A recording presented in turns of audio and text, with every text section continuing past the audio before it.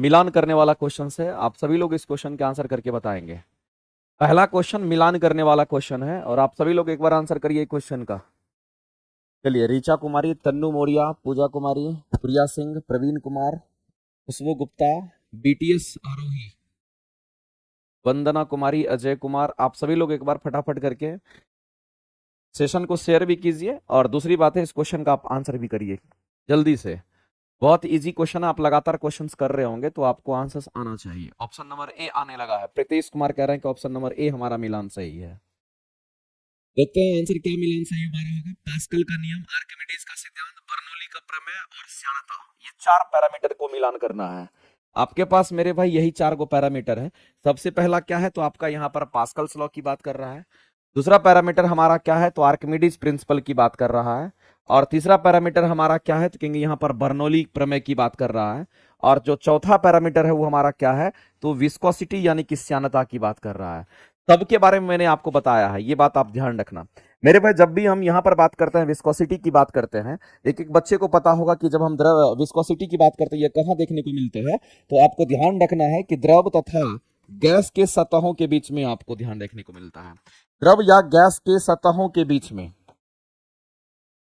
इसके सतहों के बीच जो घर्षण पैदा करता है के बीच, द्रव या गैस के सतहों के बीच जो घर्षण पैदा करता है उसी को हम लोग क्या कहते हैं, घर्षण पैदा करता उसी को हम विस्कोसिटी कहते हैं। इस बात को आप ध्यान रखना। घर्षण पैदा करता यानी घर्षण पैदा करना मतलब आंतरिक प्रतिरोध पैदा करना। घर्षण पैदा करने का मतलब है आंतरिक प्रतिरोध पैदा करना। इस बात को आप ध्यान रखेंगे। आंतरिक प्रतिरोध पैदा करना, घर्षण पैदा करना मतलब आंतरिक प्रतिरोध पैदा करना, ये बात आपको ध्यान रखना है।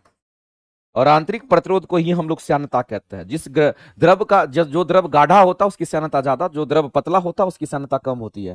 तापमान बढ़ाने से द्रव की श्यानता क्या होती है तो हम जानते हैं कि तापमान के बढ़ने से द्रव की श्यानता घट जाती है, जबकि गैस में क्या होता है, तापमान के बढ़ने से गैस की श्यानता बढ़ती है। ये सब भी आपको याद रखना है, ठीक है। तो अगर हम लोग यहाँ देख रहे हैं तो इसमें से किसका मिलान करेंगे तो किसी तरल, तरल का मतलब द्रव और गैस होता है, किसी तरल में विभिन्न परतों के बीच, विभिन्न परतों के बीच जो आपेक्षिक गति का प्रतिरोध होता है, यानी जो आंतरिक प्रतिरोध हमारा पैदा होता है दो द्रव के बीच या दो गैस के बीच में, या द्रव और गैस के बीच के सतह के बीच में घर्षण पैदा होता है, उसी को हम श्यानता कहते हैं। इसका मतलब कहीं ना कहीं डी का मिलान हमारा क्या है तो डी का 1 मिलान हमारा करेक्ट हो जाएगा। इसका मिलान तो हमारा डी का 1 हो जाएगा, इसमें कोई दिक्कत नहीं। अब यहाँ पर डी का 4 दे रखा है तो ये आंसर हमारा नहीं हो सकता, इसको छांट दीजिए। तो डी का हमारा यहाँ पे 1 है तो डी का हमारा यहाँ है 1 है। और कॉमन में अगर देखिए तो ए का 2 नहीं भी मिलान करेंगे तो आंसर हमारा आ सकता है, लेकिन हम लोग जानते हैं कि हम सबका मिलान करेंगे। उसके बाद आता है हम लोग पास्कल के नियम की बात करते हैं। पास्कल नियम जो हमारा लागू होता है ये शांत द्रव के लिए लागू होता है। ये कैसे द्रव में लागू होता है तो आपको ध्यान रखना है, शांत द्रव में यह लागू होता है, इस बात को ध्यान रखना। ये शांत द्रव के लिए लागू होता है और द्रव जो होना चाहिए हमारा कैसा, ओसियान द्रव होना चाहिए, या फिर असंपीड्य द्रव की हम बात करते हैं। वैसा द्रव होना चाहिए जो असंपीड्य हो, इस बात को ध्यान रखेंगे। असंपीड्य द्रव हमारा होना चाहिए, इनकंप्रेसिबल लिक्विड होना चाहिए, दबाने से भी ना दबे, वैसे द्रव में हमारा ये लागू होता है, हम जिसको पास्कल्स का लॉ कहते हैं। और इसी पास्कल्स लॉ के आधार पर हमारा कौन काम करता है तो हम लोग जानते हैं कि हाइड्रोलिक लिफ्ट वगैरह हमारा काम करता है। ये बात सभी लोग जानते होंगे कि हाइड्रोलिक लिफ्ट की बात कर लेते हैं। किसी भी चीज को अगर लिफ्ट कराना हो तो आप देखते होंगे गैरेज वगैरह में गाड़ी को उठाना होता है तो बटन दबाता गाड़ी उठ जाता है उतना भारी, क्योंकि मेरे भाई उसमें क्या होता है कि उस जो वायर होता है, मोटा सा जो वायर होता है, उसके अंदर में लिक्विड भरा होता है और एक जगह अगर प्रेशर बढ़ाते तो सब जगह का प्रेशर बराबर कर देता है, जिसकी वजह से वो हमारा क्या होता है, आसानी से लिफ्ट कर जाता है। तो हाइड्रोलिक लिफ्ट हो गया, या फिर हाइड्रोलिक प्रेस की हम बात करते हैं, हाइड्रोलिक लिफ्ट हो गया, या फिर हम लोग हाइड्रोलिक प्रेस की बात करते हैं, या फिर हम लोग हाइड्रोलिक ब्रेक की बात करते हैं। ये सब हमारा पास्कल्स लॉ पर आधारित होता है। तो आप सीधा कहेंगे सर यहां पर द्रव चालित लिफ्ट बोला, ब्रेक की बात कर रहा, यहां पर hydraulic lift, hydraulic press, hydraulic brake भी हमारा इसी पर काम करता है। इस बात को ध्यान रखना। आज की डेट में आप देखते होंगे कि जितनी भी गाड़ी में ब्रेक होता है सब हाइड्रोलिक ब्रेक हमारा आता है। तो आपको ध्यान रखना सब पास्कल्स लॉ पर हमारा आधारित होता है। इसका मतलब है कि इसके मिलान जो होंगे हमारा क्या, तो ए का मिलान हमारा 2 हो गया, जैसा कि हम लोग देख पा रहे थे। आगे हम लोग बात करने वाले हैं मेरे भाई, हम आर्किमिडीज का जो सिद्धांत है हम लोग कहां पे देखते हैं तो आर्किमिडीज का सिद्धांत जो हमारा काम करता है ठोस में काम करता है और द्रव में काम, सॉरी आर्किमिडीज का प्रिंसिपल जो काम करता है द्रव और गैस में काम करता है, ठोस में ये काम नहीं करता। इस बात को आप ध्यान रखेंगे। अगर हम आर्किमिडीज प्रिंसिपल की अगर बात करते हैं तो ये आपको द्रव में देखने को मिलेगा, और साथ ही साथ ये आपको कहां पे, तो गैस में देखने को मिलता है। आर्किमिडीज प्रिंसिपल किसी ठोस में काम नहीं करता है। आर्किमिडीज का कहना था कि जब किसी द्रव में किसी ठोस को जब डुबाते हैं तो उस ठोस के भार में एक आभासी कमी आती है, और जो आभासी कमी आ रही कहीं ना कहीं उस द्रव के द्वारा लगाया गया नीचे से ऊपर उत्प्लावन बल के कारण आता है। तो उत्प्लावन बल का जो कंसेप्ट आया था वो हमारा आर्किमिडीज से ही निकल करके, इसका मिलान क्या हो जाएगा, 3 हमारा हो जाएगा। और बर्नौली प्रमेय एनर्जी कंजर्वेशन पर हमारा काम करता है। तो वेंचुरी मीटर की हम बात करते हैं, किसकी बात करते हैं, ये मेरे वेंचुरी मीटर हमारा एक डिवाइस होता है जो हम कहते हैं रेट ऑफ फ्लो को मापता है, यानी किस रेट से हमारा द्रव का प्रवाह होता है उसको वेंचुरी मीटर मापता है। या फिर पिटॉट ट्यूब की बात करते हैं, वेंचुरी मीटर हो गया, या फिर हम पिटॉट ट्यूब की बात करते हैं मेरे भाई। तो ये सब हमारा एक ऐसा डिवाइस होता है, यहां पर पिटॉट ट्यूब की बात करिए, एक ऐसा डिवाइस जो हमारा रेट ऑफ फ्लो को मापता है। या फिर वायुयान का जो पंखे का आकार होता है, इस तरीके से पंखा का आकार बनाया जाता है, जहां पर प्रेशर कम होगा तो वहां पर वेलोसिटी ज्यादा होता है। तो प्रेशर कम और वेलोसिटी ज्यादा हो, और वैसी स्थिति में बर्नौली हमारा लगता है। तो हम लोग सीधा कहेंगे बर्नौली के लिए हमारा क्या होता है, यहाँ पर 4 मैच कर जाएगा। तो मेरे भाई मिलान कर रहा था 2 3 4 1 हमारा करेक्ट हो जाएगा। और 2 3 4 1 कहां है, तो 2 3 4 1 हमारा यहां पे ऑप्शन नंबर ए करेक्ट करेंगे। याद रखना कि बर्नौली प्रिंसिपल जो हमारा लागू होता है, ये बर्नौली हमारा एनर्जी कंजर्वेशन के लिए काम करता है, और ये वहां पे लागू होगा जहां दाब कम वेग उच्च है, वेग अधिक, जहां वेग कम दाब अधिक होगा वहां पर उस कंडीशंस में हमारा ये हमेशा काम करता है। नोजल में काम करता है, डिफ्यूजर में काम करता है, वेंचुरी मीटर में काम करता है, पिटॉट ट्यूब में काम करता है, ये सब जगह पे हमारा बर्नौली लगता है। और घर की आंधी के कारण घर की छतें उड़ जाती है, वो भी हमारा बर्नौली पे आधारित होता है। आप ट्रेन जब गुजरती है और ट्रेन के सामने आप खड़े रहते हैं, और ट्रेन अगर आपको लगता है कि खींच लेगा अपने तरफ में, वहां भी बर्नौली हमारा काम करता है। लेकिन मेरे भाई आपको ध्यान रखना, जनरली जो बर्नौली होता है वो द्रव और गैस में ही होता है, इस बात को आप ध्यान रखेंगे। ठोस में बर्नौली हमारा काम नहीं करता है। इतना बात जानने के बाद हम लोग आगे बढ़ते हैं और अगला क्वेश्चन देखते हैं क्या कहता है। अगला क्वेश्चन हमारा व्यतिकरण और विवर्तन की घटना के बारे में बोला गया है कि यहां पर व्यतिकरण, प्रकाश के व्यतिकरण के बारे में बोला गया है। प्रकाश का व्यतिकरण हमारा होता है, और साथ ही साथ प्रकाश का विवर्तन भी होता है, जिसको डिफ्रैक्शन ऑफ लाइट कहते हैं, विवर्तन की बात करते हैं। तो आपको 2 बात यहां समझना है कि यहां पर मेरे पास 2 चीज की चर्चा की गई है, एक तो व्यतिकरण, प्रकाश का व्यतिकरण, दूसरा प्रकाश का विवर्तन की घटना के बारे में निम्नलिखित में से कौन सा स्टेटमेंट हमारा यहां पर दोनों में अंतर स्पष्ट करता है, ये आपको बताना है कि दोनों अलग अलग फेनोमेना है, ये कौन बताएगा, ये आपको जानना है। तो सबसे पहले हम लोग अगर इंटरफेरेंस ऑफ लाइट की अगर बात करते हैं, यदि हम यहाँ पे प्रकाश के व्यतिकरण की बात करते हैं, जिसको हम लोग इंटरफेरेंस ऑफ लाइट कहते हैं, तो एक बात आप जान लीजिए कि इंटरफेरेंस ऑफ लाइट की घटना जो हमारी घटती है वो कहां घटती है।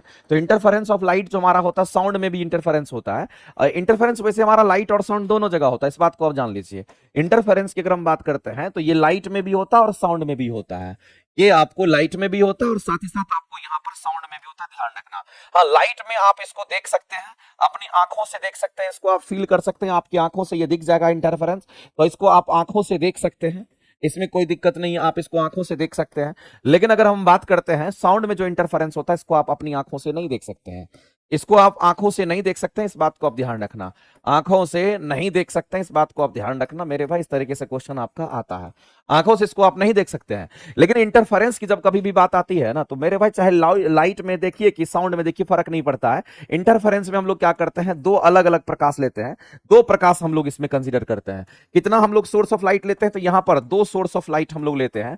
और ये जो 2 सोर्स ऑफ लाइट हमारा होता है, जो प्रकाश 2 सोर्स ऑफ लाइट सोर्स हमारा होता है, इसमें 2 सोर्स ऑफ लाइट होता है, ये कैसा होगा, तो सेम फ्रीक्वेंसी का होना चाहिए। ये कैसा होना चाहिए, कहेंगे हमारा सेम फ्रीक्वेंसी का होना चाहिए, इस बात को ध्यान रखना।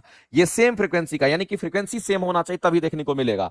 अब मेरे भाई इंटरफेरेंस की घटना कब घटती है, जब 2 सोर्स ऑफ लाइट क्या करता है, तो एक दूसरे पर सुपर इंपोज करता है। ये एक दूसरे पर क्या करता है, तो कहेंगे यहां पर एक दूसरे पर ये ओवरलैप कर जाता है, एक दूसरे के ऊपर चढ़ जाता है, एक दूसरे के ऊपर सुपर इंपोज कर जाता है, एक दूसरे के ऊपर ये क्या करता है, कहेंगे यहां पर सुपर इंपोज कर जाता है। सुपर इंपोज का मतलब क्या होता है, एक के ऊपर दूसरा चढ़ जाना, उसी को सुपर इंपोज कहते हैं। तो 2 सोर्स ऑफ लाइट एक दूसरे के ऊपर सुपर इंपोज कर जाता है, लेकिन जो 2 लाइट सोर्स हमारा होना चाहिए वो सेम फ्रीक्वेंसी का होना चाहिए, इस बात को आप ध्यान रखेंगे। ये इंटरफेरेंस का क्या है, तो हमारा यहां पर फेनोमेना होता है, इस बात को आप ध्यान रखेंगे। और दूसरी बात, अगर हम लोग यहां पर किसकी बात करें, विवर्तन की बात करते हैं, इसको हम लोग क्या कहते हैं, व्यतिकरण कहते हैं। हिंदी में इसको हम लोग क्या कहेंगे, तो इसको हम लोग व्यतिकरण कहते हैं, ये बात आपको ध्यान रखना। इसके बाद हमारे पास आता है विवर्तन के बारे में हम बात करते हैं। तो मेरे भाई एक बात आप जान लीजिए कि विवर्तन होता है, इसको हम लोग इंग्लिश में डिफ्रैक्शन कहते हैं। इसको हम लोग इंग्लिश में क्या कहते हैं, तो डिफ्रैक्शन कहते हैं। और हम सभी लोग जानते हैं जो डिफ्रैक्शन हमारा होता है, डिफ्रैक्शन के लिए हम लोग क्या करते हैं, तो मोनोक्रोमेटिक सोर्स ऑफ लाइट लेते हैं। इसमें कौन सा लाइट लेते हैं, तो इसमें मोनोक्रोमेटिक सोर्स ऑफ लाइट लेते हैं, ये बात आपको ध्यान रखना है। इसमें मोनोक्रोमेटिक सोर्स ऑफ लाइट लेते हैं, मोनोक्रोमेटिक सोर्स ऑफ लाइट हमारा इस्तेमाल होता है। यहां पर मोनोक्रोमेटिक सोर्स ऑफ लाइट हमारा इस्तेमाल होता है, इस बात को आप ध्यान रखेंगे। मोनोक्रोमेटिक सोर्स ऑफ लाइट का हम यहां पर इस्तेमाल करते हैं, इसमें कोई दिक्कत नहीं है। देखो मोनोक्रोमेटिक कहने का मतलब एक वर्णी प्रकाश होता है। इसमें कैसे प्रकाश होंगे, तो ये हमारा एक वर्णी प्रकाश होता है, इस बात को आप ध्यान रखना। इसमें एक वर्णी प्रकाश हमारा यूज होता है। और जब भी डिफ्रेक्शन की घटना आपको देखने को मिलेगा तो कुछ इस तरीके से हमारा होता है। इसे मान लेते कि ये हमारा क्या है, इस तरह से हमारा एक प्लेट है, और इस प्लेट में यहां पर क्या कर दी, छोटा सा छिद्र कर दीजिए, और इससे अगर कोई भी प्रकाश किरणें को आप गुजारते हैं ना, कोई भी प्रकाश की किरणें अगर गुजरती है तो मान लेते हैं यहां पर टॉर्च जला दिए, और इस टॉर्च से ये प्रकाश की किरणें क्या आ रही है, तो यहां से हमारा ये प्रकाश की किरणें जा रही है। तो पता चलेगा कि इस छेद से जैसे ही पास करेगा तो वो इस तरीके से हमारा क्या होता है, इस तरीके से हमारा वो फैल जाता है। इस तरीके से हमारा क्या होता है कि इस तरीके से हमारा वो फैल जाता है, चारों तरफ जो फैल जाता है, इसी घटना को डिफ्रैक्शन ऑफ लाइट कहते हैं। इसी को विवर्तन कहते हैं, इसी को हम लोग क्या कहते हैं, डिफ्रैक्शन ऑफ लाइट के नाम से जानते हैं। ये बात आपको ध्यान रखना है।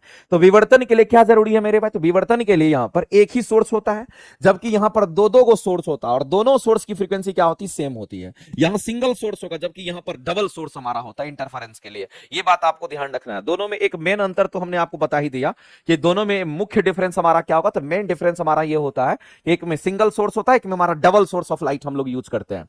तो अब इसको हम लोग यहां पर समझते हैं, चूंकि दोनों में अंतर पूछा जा रहा है। तो व्यतिकरण में कह रहा है कि दो कलाबद्ध संबंध स्रोत यानी कि दो सोर्स ऑफ लाइट का हम लोग इस्तेमाल करते हैं। आने वाली तरंग का अध्यारोपण होता है, अध्यारोपण कहना सुपर इंपोज करता है।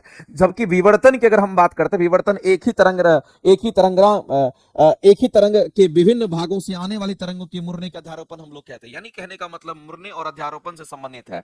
कहने का मतलब मेरे भाई इसमें एक ही तरंग का इस्तेमाल होता है, इसमें एक ही सोर्स ऑफ, विवर्तन में एक ही सोर्स ऑफ लाइट का हम इस्तेमाल करते हैं, इसमें एक ही सोर्स ऑफ लाइट का इस्तेमाल करते हैं। जब हम इंटरफेरेंस की बात करते हैं, व्यतिकरण की बात करते हैं, इसमें दो कलाबद्ध स्रोत का इस्तेमाल करते हैं।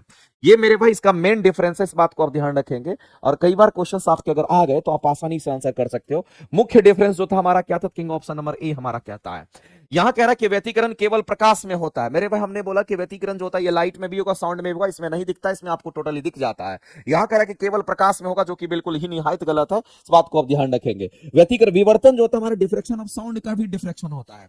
जैसे आप मान लेते हैं कि इस रूम में बात कर रहे हैं और आपकी आवाज क्या है, तो कहीं पर अगर छोटा सा खिड़की वगैरह रहता, दूसरी आवाज में आपकी आवाज जा रही है, इसका मतलब आपकी साउंड उससे टकराई और बाहर उधर चली गई, उसको हम लोग डिफ्रेक्शन ही तो कहते हैं। इसका मतलब आप ये समझ लीजिए साउंड का भी डिफ्रेक्शन होता है। तो ये तो हमारा सही था, लेकिन यहां केवल प्रकाश में व्यतिकरण बोला तो ये गलत है।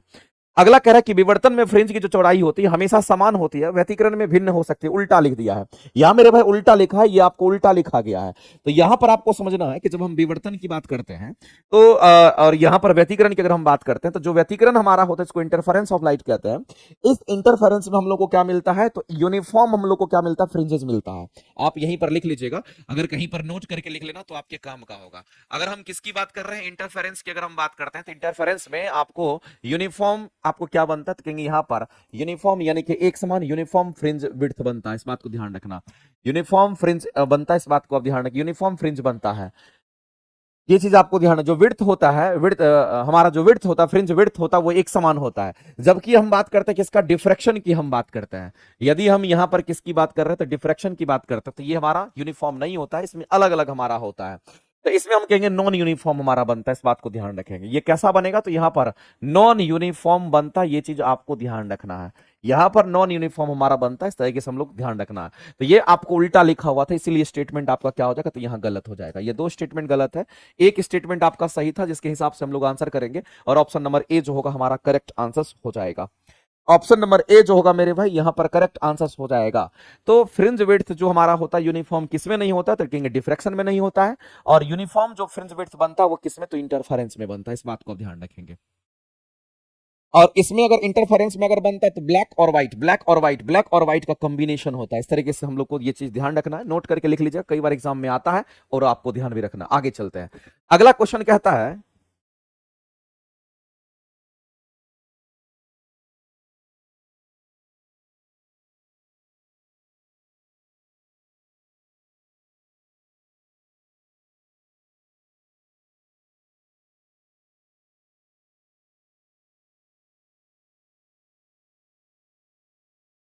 यदि पृथ्वी अपनी धुरी पर घूमना बंद कर दे, क्वेश्चन में आपसे ये क्या कह रहा है, इस बात को समझिए। कह रहा है यदि पृथ्वी अपनी धुरी पर घूमना बंद कर दे, यानी कहने लगा घूमना अगर बंद कर देगा, इसका मीनिंग क्या हुआ, घूमना अगर कोई भी चीज बंद कर देगा, इसका मतलब उसका कोणीय वेग, कोणीय चाल क्या होगा, तो जीरो हो जाएगा। घूमना बंद कर दे इसका मतलब उसका कोणीय वेग कोणीय चाल क्या हो जाएगा, तो जीरो हो जाएगा। तो भूमध्य रेखा पर किसी वस्तु का भार क्या होगा, ये कह रहा है मेरे भाई। भूमध्य रेखा पर किसी वस्तु का भार अगर निकालना है तो सबसे पहले तो आप ये समझ लीजिए कि भूमध्य रेखा की अगर हम बात करते हैं, जिसको हम लोग इक्वेटर कहते हैं, भूमध्य रेखा कहने का मतलब इसको क्या बोलते हैं, इक्वेटर कहते हैं। और इक्वेटर में जो जी में परिवर्तन होता है वो G dash equal to G minus R omega square हमारा क्या होता है, कहेंगे यहाँ पर कॉस स्क्वायर हमारा यहाँ पर मान लेते थीटा होता है। ये फॉर्मूला हमारा कहां पे होता है, तो जी में जो वेरिएशन आएगा भूमध्य रेखा पर जी में वेरिएशन आएगा उसके लिए फॉर्मूला हमारा होता है मेरे भाई। कोई भी चीज घूमते घूमते अगर इक्वेटर से पोल पे जाए, पोल से इक्वेटर पे जाए, तो उसके लिए किसी भी जगह पर यही फॉर्मूला हमारा लगेगा, घूर्णन के कारण हमारा होता है। चूंकि ये घूर्णन के कारण आपसे बोला गया है। अगर जी का मान निकल जाएगा तो समझ लीजिए भार भी आपका निकल जाएगा, क्योंकि भार जो होता है वो हमारा एम गुना जी होता है, भार टोटली जी पर निर्भर करता है। अब यहां पर बात करते हैं, आपसे क्वेश्चन में कह रहा है कि घूमना बंद कर दे। अगर घूमना बंद कर देगा तो ओमेगा का मान तो जीरो हो जाएगा, घूमना बंद कर देगा मतलब ओमेगा का मान जीरो हो जाएगा मेरे भाई। तो ऐसी परिस्थिति में हमारे पास जो जी डैश निकल करके आएगा वो जी डैश किसके बराबर, तो जी के बराबर हो जाएगा। अब यहां पर अगर हम भार कैलकुलेट करेंगे तो भार बराबर हमारा एम जी डैश होगा, जो कि हमारा mg के बराबर हो जाएगा, यानी कि जो वास्तविक भार पहले था वही भार हमारा रहेगा मेरे भाई। भार में कोई परिवर्तन नहीं आएगा, इस बात को आप ध्यान रखेंगे। जो पहले का भार था उसी भार के बराबर, चूंकि घूमे ओमेगा घूर्णन करना ही बंद कर दिया, इसका मतलब ओमेगा का मान जीरो हो गया। ओमेगा का मान जीरो हो गया, इस पूरे टर्म को जीरो कर देगा और वैसी कंडीशन में जी डैश बराबर जी हो जाएगा। और जब जी डैश बराबर जी होगा तो किसी भी वस्तु का भार हमारा mg होता है, और यहां हमारा जी डैश जी के बराबर, इसलिए कहेंगे mg डैश हमारा mg के बराबर, इसका मतलब उसके भार में कोई परिवर्तन नहीं होगा। तो इस क्वेश्चन का अगर आंसर करेंगे तो आप आंसर क्या करेंगे, घट जाएगा बढ़ जाएगा क्या होगा, तो उसके भार में कोई परिवर्तन नहीं होगा, चूंकि जी के मान में कोई परिवर्तन नहीं हो रहा है। इसीलिए इस क्वेश्चन का अगर आंसर करेंगे तो ऑप्शन नंबर सी हमारा राइट आंसर हो जाएगा। ऑप्शन नंबर सी क्या होगा मेरे भाई, तो इस क्वेश्चन के लिए करेक्ट आंसर हो जाएगा, इस बात को आप ध्यान रखेंगे। यही होना चाहिए। यहां पर जो दे रखा है, यदि पृथ्वी अपने धुरी पर घूर्णन करना बंद कर दे,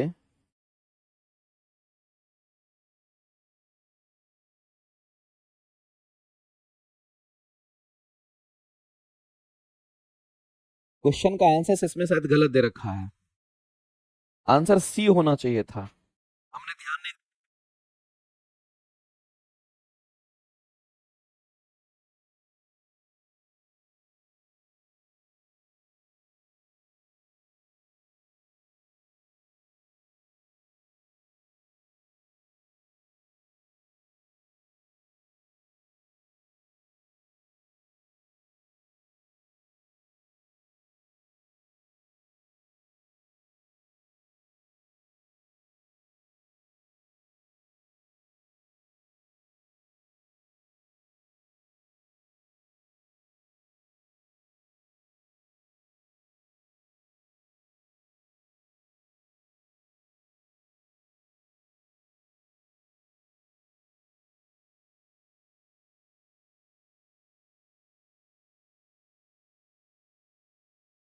जी का मान अलग अलग हो सकता है अलग अलग जगह पे, लेकिन कैपिटल जी हमारा कांस्टेंट रहेगा। बिल्कुल इस क्वेश्चन का जो आंसर है ना वो आपका गलत दे रखा है, इस क्वेश्चन का आंसर गलत दे रखा है, आप सही कर लीजिएगा। सर पोल पर नो चेंज होगा ना, पोल पर तो नो चेंज होगा, लेकिन इक्वेटर पे भी तो हो सकता है। इक्वेटर के लिए फॉर्मूला लगा सकते हैं कि नहीं लगा सकता, घूर्णन गति करना बंद कर देगा, ओमेगा का मान जीरो हो जाएगा। अगर ओमेगा का मान जीरो हो गया, घूर्णन गति बंद करेगा, इसका मतलब है पृथ्वी अपनी दूरी से घूर्णन करना बंद कर देता है। तो ऐसी परिस्थिति में हम लोग सीधा कह सकते हैं यहाँ पर ओमेगा का मान जीरो होगा। अगर ओमेगा का मान जीरो हो गया तो जाहिर सी बात ये पूरा टर्म जीरो कर देगा, ये पूरा टर्म जीरो करेगा तो जी डैश का मान जी के बराबर हो जाएगा। इसका मतलब भार कितना होगा, तो m g dash m g के बराबर, जितना भार पहले था उतना ही भार रह जाएगा। आंसर करेंगे सी। पोल पे तो हमारा किसी भी सूरत में अपरिवर्तित ही रहता, पोल में कोई दिक्कत नहीं है। इक्वेटर में कंडीशन लगा हुआ, उसके हिसाब से आंसर करेंगे, रट रटा हुआ आंसर नहीं करना है। आप जो दे रखा है जिसके हिसाब से हम लोग को आंसर करना है। अगला क्वेश्चन हमारा दे रखा है उष्मा गतिकी का शून्यवां नियम से क्वेश्चन दे रखा है, बताइए तो उष्मा गतिकी का कितने नियम है, उसके हिसाब से क्वेश्चन पूछा गया। इस क्वेश्चन के आंसर आप लोग क्या करने वाले हो, आंतरिक ऊर्जा, एंट्रोपी, तापमान, या फिर उपयुक्त में से कोई नहीं, या हमारा एक से अधिक आंसर होगा। तो हम सभी लोग जानते हैं उष्मा गतिकी का जो शून्यवां नियम होता है, इसको जेरोथ लॉ ऑफ थर्मोडायनामिक्स कहते हैं। उससे तापमान के संबंध में पता चलता है, यानी कहने का मतलब है equilibrium of temperature of equilibrium, यानी थर्मल इक्विलिब्रियम के बारे में पता चलता है। इस बात को ध्यान रखना, तापमान के संबंध में पता चलता है, ये आपको ध्यान रखना है। इससे तापमान के बारे में तापमान के बारे में पता चलता है। हम किसकी बात कर रहे हैं, तो उष्मा गतिकी के शून्यवां नियम की हम बात कर रहे हैं, इस बात को ध्यान रखना। अगर उष्मा गतिकी का जो शून्यवां नियम है इस पर फोकस कीजिए। उष्मा गतिकी का जो शून्यवां नियम है ये हमारा किस पर, तो कहेंगे तापमान का संबंध देता है। एक लाइन में तो ये चीज आपको ध्यान रखना, ये तापमान का संबंध देता है, ये बात आपको ध्यान रखना है। और इसी तरीके से मेरे भाई ध्यान रखना, इनका कहना ये होता है कि जैसे मान लेते हैं कि हमारे पास में क्या अलग अलग हमारे पास ब्लॉक है, एक ब्लॉक आप यहां देख लीजिए, और इसी पर एक ब्लॉक यहां लगा दीजिए और एक ब्लॉक को आप यहां लगा दीजिए। इसमें आपको कितने ब्लॉक दिख रहे होंगे? 3 ब्लॉक दिख रहा है। इसको बोल देते हैं ये हमारा ए है, इसको बोलते हैं बी है, और इसका मतलब ये हमारा सी है। मेरे कहने का मतलब ये है कि उष्मा का संचरण तब होता है जब डायरेक्ट कांटेक्ट होता है, जब डायरेक्ट कांटेक्ट होता है। अगर मान लेते हैं यहां पर तापमान, इसको T1 कह दिए, इसको हम लोग यहां पर T2 कह दिए, इसको हम T3 कह दिए, तो जाहिर सी बात है मेरे भाई, ये तब तक तापमान को बढ़ा चुके, डायरेक्ट कांटेक्ट में एनर्जी का हमारा एनर्जी ट्रांसफॉर्मेशन होगा, उष्मा का संचरण होगा, लेकिन उच्च तापमान से निम्न तापमान में होगा। इसको मान लेते हैं उच्च तापमान पर है। अगर मान लेते हैं इसका टेम्परेचर 50 डिग्री सेल्सियस है और इसका टेम्परेचर मान लेते हैं 25 डिग्री सेल्सियस है, इसका तापमान मान लेते हैं कि 10 डिग्री सेल्सियस, तो क्या होगा? उच्च तापमान से निम्न तापमान हमारा होगा। लेकिन कब तक होगा? जब तक कि दोनों का तापमान आपस में बराबर ना हो जाए, यानी कि थर्मल इक्विलिब्रियम में नहीं जाए। अब ये इसके साथ एनर्जी ट्रांसफर करेगा, चूंकि डायरेक्ट कांटेक्ट में हमारा है, तो हम कहेंगे ये कब तक करेगा? जब तक कि दोनों का तापमान बराबर ना हो जाए, ऐसे करके बराबर ना हो जाए। तो मेरे पास जब ये रिलेशन मिलता है तो इससे एक और रिलेशन मिलता है कि दोनों इनडायरेक्ट कांटेक्ट में हैं, लेकिन फिर भी मेरे भाई दोनों का संबंध मिलता है कि T1 और T3 आपस में क्या होगा? तो कहेंगे बराबर हो जाएगा। अगर T1 बराबर T2 है तो T2 की जगह T3 लिख देंगे तो T1 बराबर T3 हो जाए कि ये दोनों अंडर हमारा विदाउट कांटेक्ट में रहते हुए दोनों का तापमान बराबर हो गया। यही तापमान का संबंध मिलता है किससे? तो उष्मागतिकी के शून्यवान नियम से। उष्मागतिकी के शून्यवान नियम से ये पता चलता है। उष्मागतिकी के द्वितीय नियम से एंट्रोपी का कांसेप्ट मिलता है, और उष्मागतिकी का जो प्रथम नियम होता है उससे एनर्जी कंजर्वेशन के बारे में पता चलता है। ये बात आपको ध्यान रखना है। आगे चलते मेरे भाई, अगला कहता है केपलर ने ग्रहों के गति का नियम दिया था। बिल्कुल सही बात है मेरे भाई। और आपसे क्वेश्चन क्या पूछा है? केपलर ने ग्रहों के गति का नियम तो दिया था, और ग्रह के कितने नियम देते? ग्रह के गति का 3 नियम उन्होंने प्रस्तुत किया था। और आपसे आगे कह रहा है, इसमें क्या कह रहा है कि किसी ग्रह की अगर बात कर रहा है, किसी ग्रह का जो क्षेत्रीय वेग होगा हमारा क्या होगा, एरियल वेलोसिटी क्या होगी, उसका क्षेत्रीय वेग क्या होगा, क्षेत्रीय चाल क्या होगा, ये आपसे कहीं ना कहीं क्वेश्चन पूछा गया है।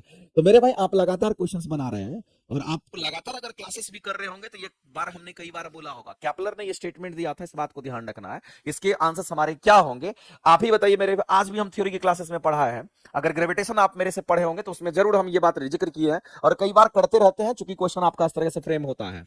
हमने आपको बोला था केपलर्स लॉ के बारे में, याद कीजिएगा, हमने आपको बताया था केपलर्स लॉ के बारे में बताया था, हमने केपलर का नियम आपको बताया था। और केपलर के नियम का अगर हम बात करते हैं तो इसमें 3 नियम हमारे होते हैं। एक तो हमारा फर्स्ट लॉ की बात करते हैं। पहला लॉ जो हमारा होता है उसको कक्षीय नियम के नाम से जानते हैं, याद रखिएगा। अगर ये कक्षीय नियम हमारा होता है। कक्षीय नियम से ये पता चला कि अगर कोई ग्रह या उपग्रह गति करेगी तो वह हमारा कैसा? तो दीर्घवृत्ताकार पथ में गति करेगी। ये चीज आपको ध्यान रखना है। इलेप्टिकल पाथ में वो गति करेगी, दीर्घवृत्ताकार पथ में गति करेगी। दूसरा बात आपको ध्यान रखना है कि सेकंड लॉ की अगर हम बात करते हैं, इसी में अगर हम यहाँ पर सेकंड लॉ की अगर हम बात करते हैं, किसकी बात कर रहे हैं? सेकंड लॉ की बात करते हैं, तो कक्षीय नियम के बाद हमारा ये क्षेत्रीय नियम हमारा आता है। और इससे क्या पता चला था? तो क्षेत्रीय नियम में हम लोगों ने देखा था कि इस नियम में जो क्षेत्रीय चाल होता है, जिसको हम लोग डीए अपॉन में डीटी कहते हैं, क्षेत्रीय चाल जिसको हम लोग डीए अपॉन में क्या कहते हैं? डीटी कहते हैं, और डीए अपॉन में डीटी की वैल्यू क्या होगी? तो कांस्टेंट होगी। और इसी को डीए अपॉन में डीटी को हम क्षेत्रीय चाल के नाम से जानते हैं। इसी को हम लोग क्या कहते हैं? तो इसी को हम लोग क्षेत्रीय चाल कहते हैं, और क्षेत्रीय चाल जो तो हमारा कांस्टेंट बना रहता है। क्योंकि जब सेकंड लॉ जब आप केपलर का पढ़ते हैं तो उस समय ये कहा जाता है, अगर टाइम अगर समान होगा तो हमारा एरिया भी समान होगा, टाइम समान तो एरिया भी समान होगा। और ऐसी परिस्थिति में अगर ये 10 तो ये 10, अगर ये 20 तो ये 20, ये 25 तो ये 25, ये 50 तो ये 50 कटेगा, तो हमेशा वैल्यू 1 आएगा और हमेशा कांस्टेंट रहेगा। इसलिए हमारा क्षेत्रीय चाल नियत होता है, कांस्टेंट होता है। ये आपको ध्यान रखना। और दूसरी बात, इस बात को आप ध्यान रखेंगे मेरे भाई कि ये हमारा किस पर काम करता है? तो ये हमारा कोणीय संवेग संरक्षण पर आधारित होता है। ये किस पर? तो ये कोणीय संवेग संरक्षण पर आधारित होता है। कोणीय संवेग संरक्षण पर आधारित होता है, इस बात को आप ध्यान रखेंगे। ये कोणीय संवेग संरक्षण पर आधारित होता है, ये चीज आपको ध्यान रखना है, ठीक है। और तीसरा तो आवर्तकाल का नियम होता है। तब बताइए मेरे भाई कि क्षेत्रीय वेग क्या रहेगा? तो नियत रहेगा। क्षेत्रीय वेग क्या रहेगा? तो कहेंगे नियत रहेगा, कांस्टेंट रहेगा। और ऑप्शन नंबर हमारा क्या करेंगे? तो ऑप्शन नंबर बी करेक्ट हो जाएगा। ऑप्शन नंबर इस क्वेश्चन के क्या होंगे? तो बी हमारा राइट हो जाएगा। बताइए आपको क्लासेस में बताए हैं कि नहीं बताए? अगर थ्योरी की क्लासेस पढ़ रहे होंगे तो आप लगातार ऐसे क्वेश्चन का आप आंसर करेंगे, इसमें कोई दिक्कत नहीं है। भूल कैसे गए? भूलना नहीं है, यही तो है कि रिवीजन भी करना और पढ़ते भी जाना है। भूलना भी नहीं है, पढ़ते जाना है, रिवीजन भी करते जाना। भूल कैसे जाइएगा? ऐसे कैसे भूल नहीं दे देंगे? इसलिए आप आराम से तैयारी कीजिए, कहीं से कोई दिक्कत नहीं है। ये कह रहा है सूर्य से दूरी के वर्ग का वित्तकर्मानुपाती होता है। ये हमारा कौन कहता है वित्तकर्मानु? ये तुम्हारा कोई रिलेशन ही नहीं यहाँ पर है। सूर्य से दूरी का समानुपाती, ये भी हमारा कोई रिलेशन यहाँ पे नहीं है। तो सीधा आंसर करेंगे बी करेक्ट हो जाएगा। नेक्स्ट, आगे चलते हैं। बायोट सावर्ट लॉ की अगर बात करते हैं, बायोट सावर्ट लॉ से मेरे भाई क्वेश्चंस आपका आता है, लेकिन ये 12th हम लोग को पढ़ना होता है, फिर भी आप जान लीजिए कई बार क्वेश्चंस आपका इस पर बायोट सावर्ट लॉ पे क्वेश्चन आपका टीआरई 1 में पूछ दिया था, इसलिए आपको बायोट सावर्ट लॉ आप जान लीजिए कि एक्चुअली में हमारा क्या होता है। अगर हम यहां पर बायोट सावर्ट लॉ की हम बात करते हैं, किसकी बात करते हैं, बायोट सावर्ट लॉ की अगर हम बात करते हैं, तो आपको ध्यान रखना है इस बायोट सावर्ट लॉ से हम लोग क्या करते हैं, तो किसी भी कंडक्टर में, किसी भी पॉइंट पर, किसी भी चालक में, किसी भी बिंदु पर हम लोग क्या करते हैं, मैग्नेटिक फील्ड निकाल लेते हैं, कैलकुलेट कर लेते हैं।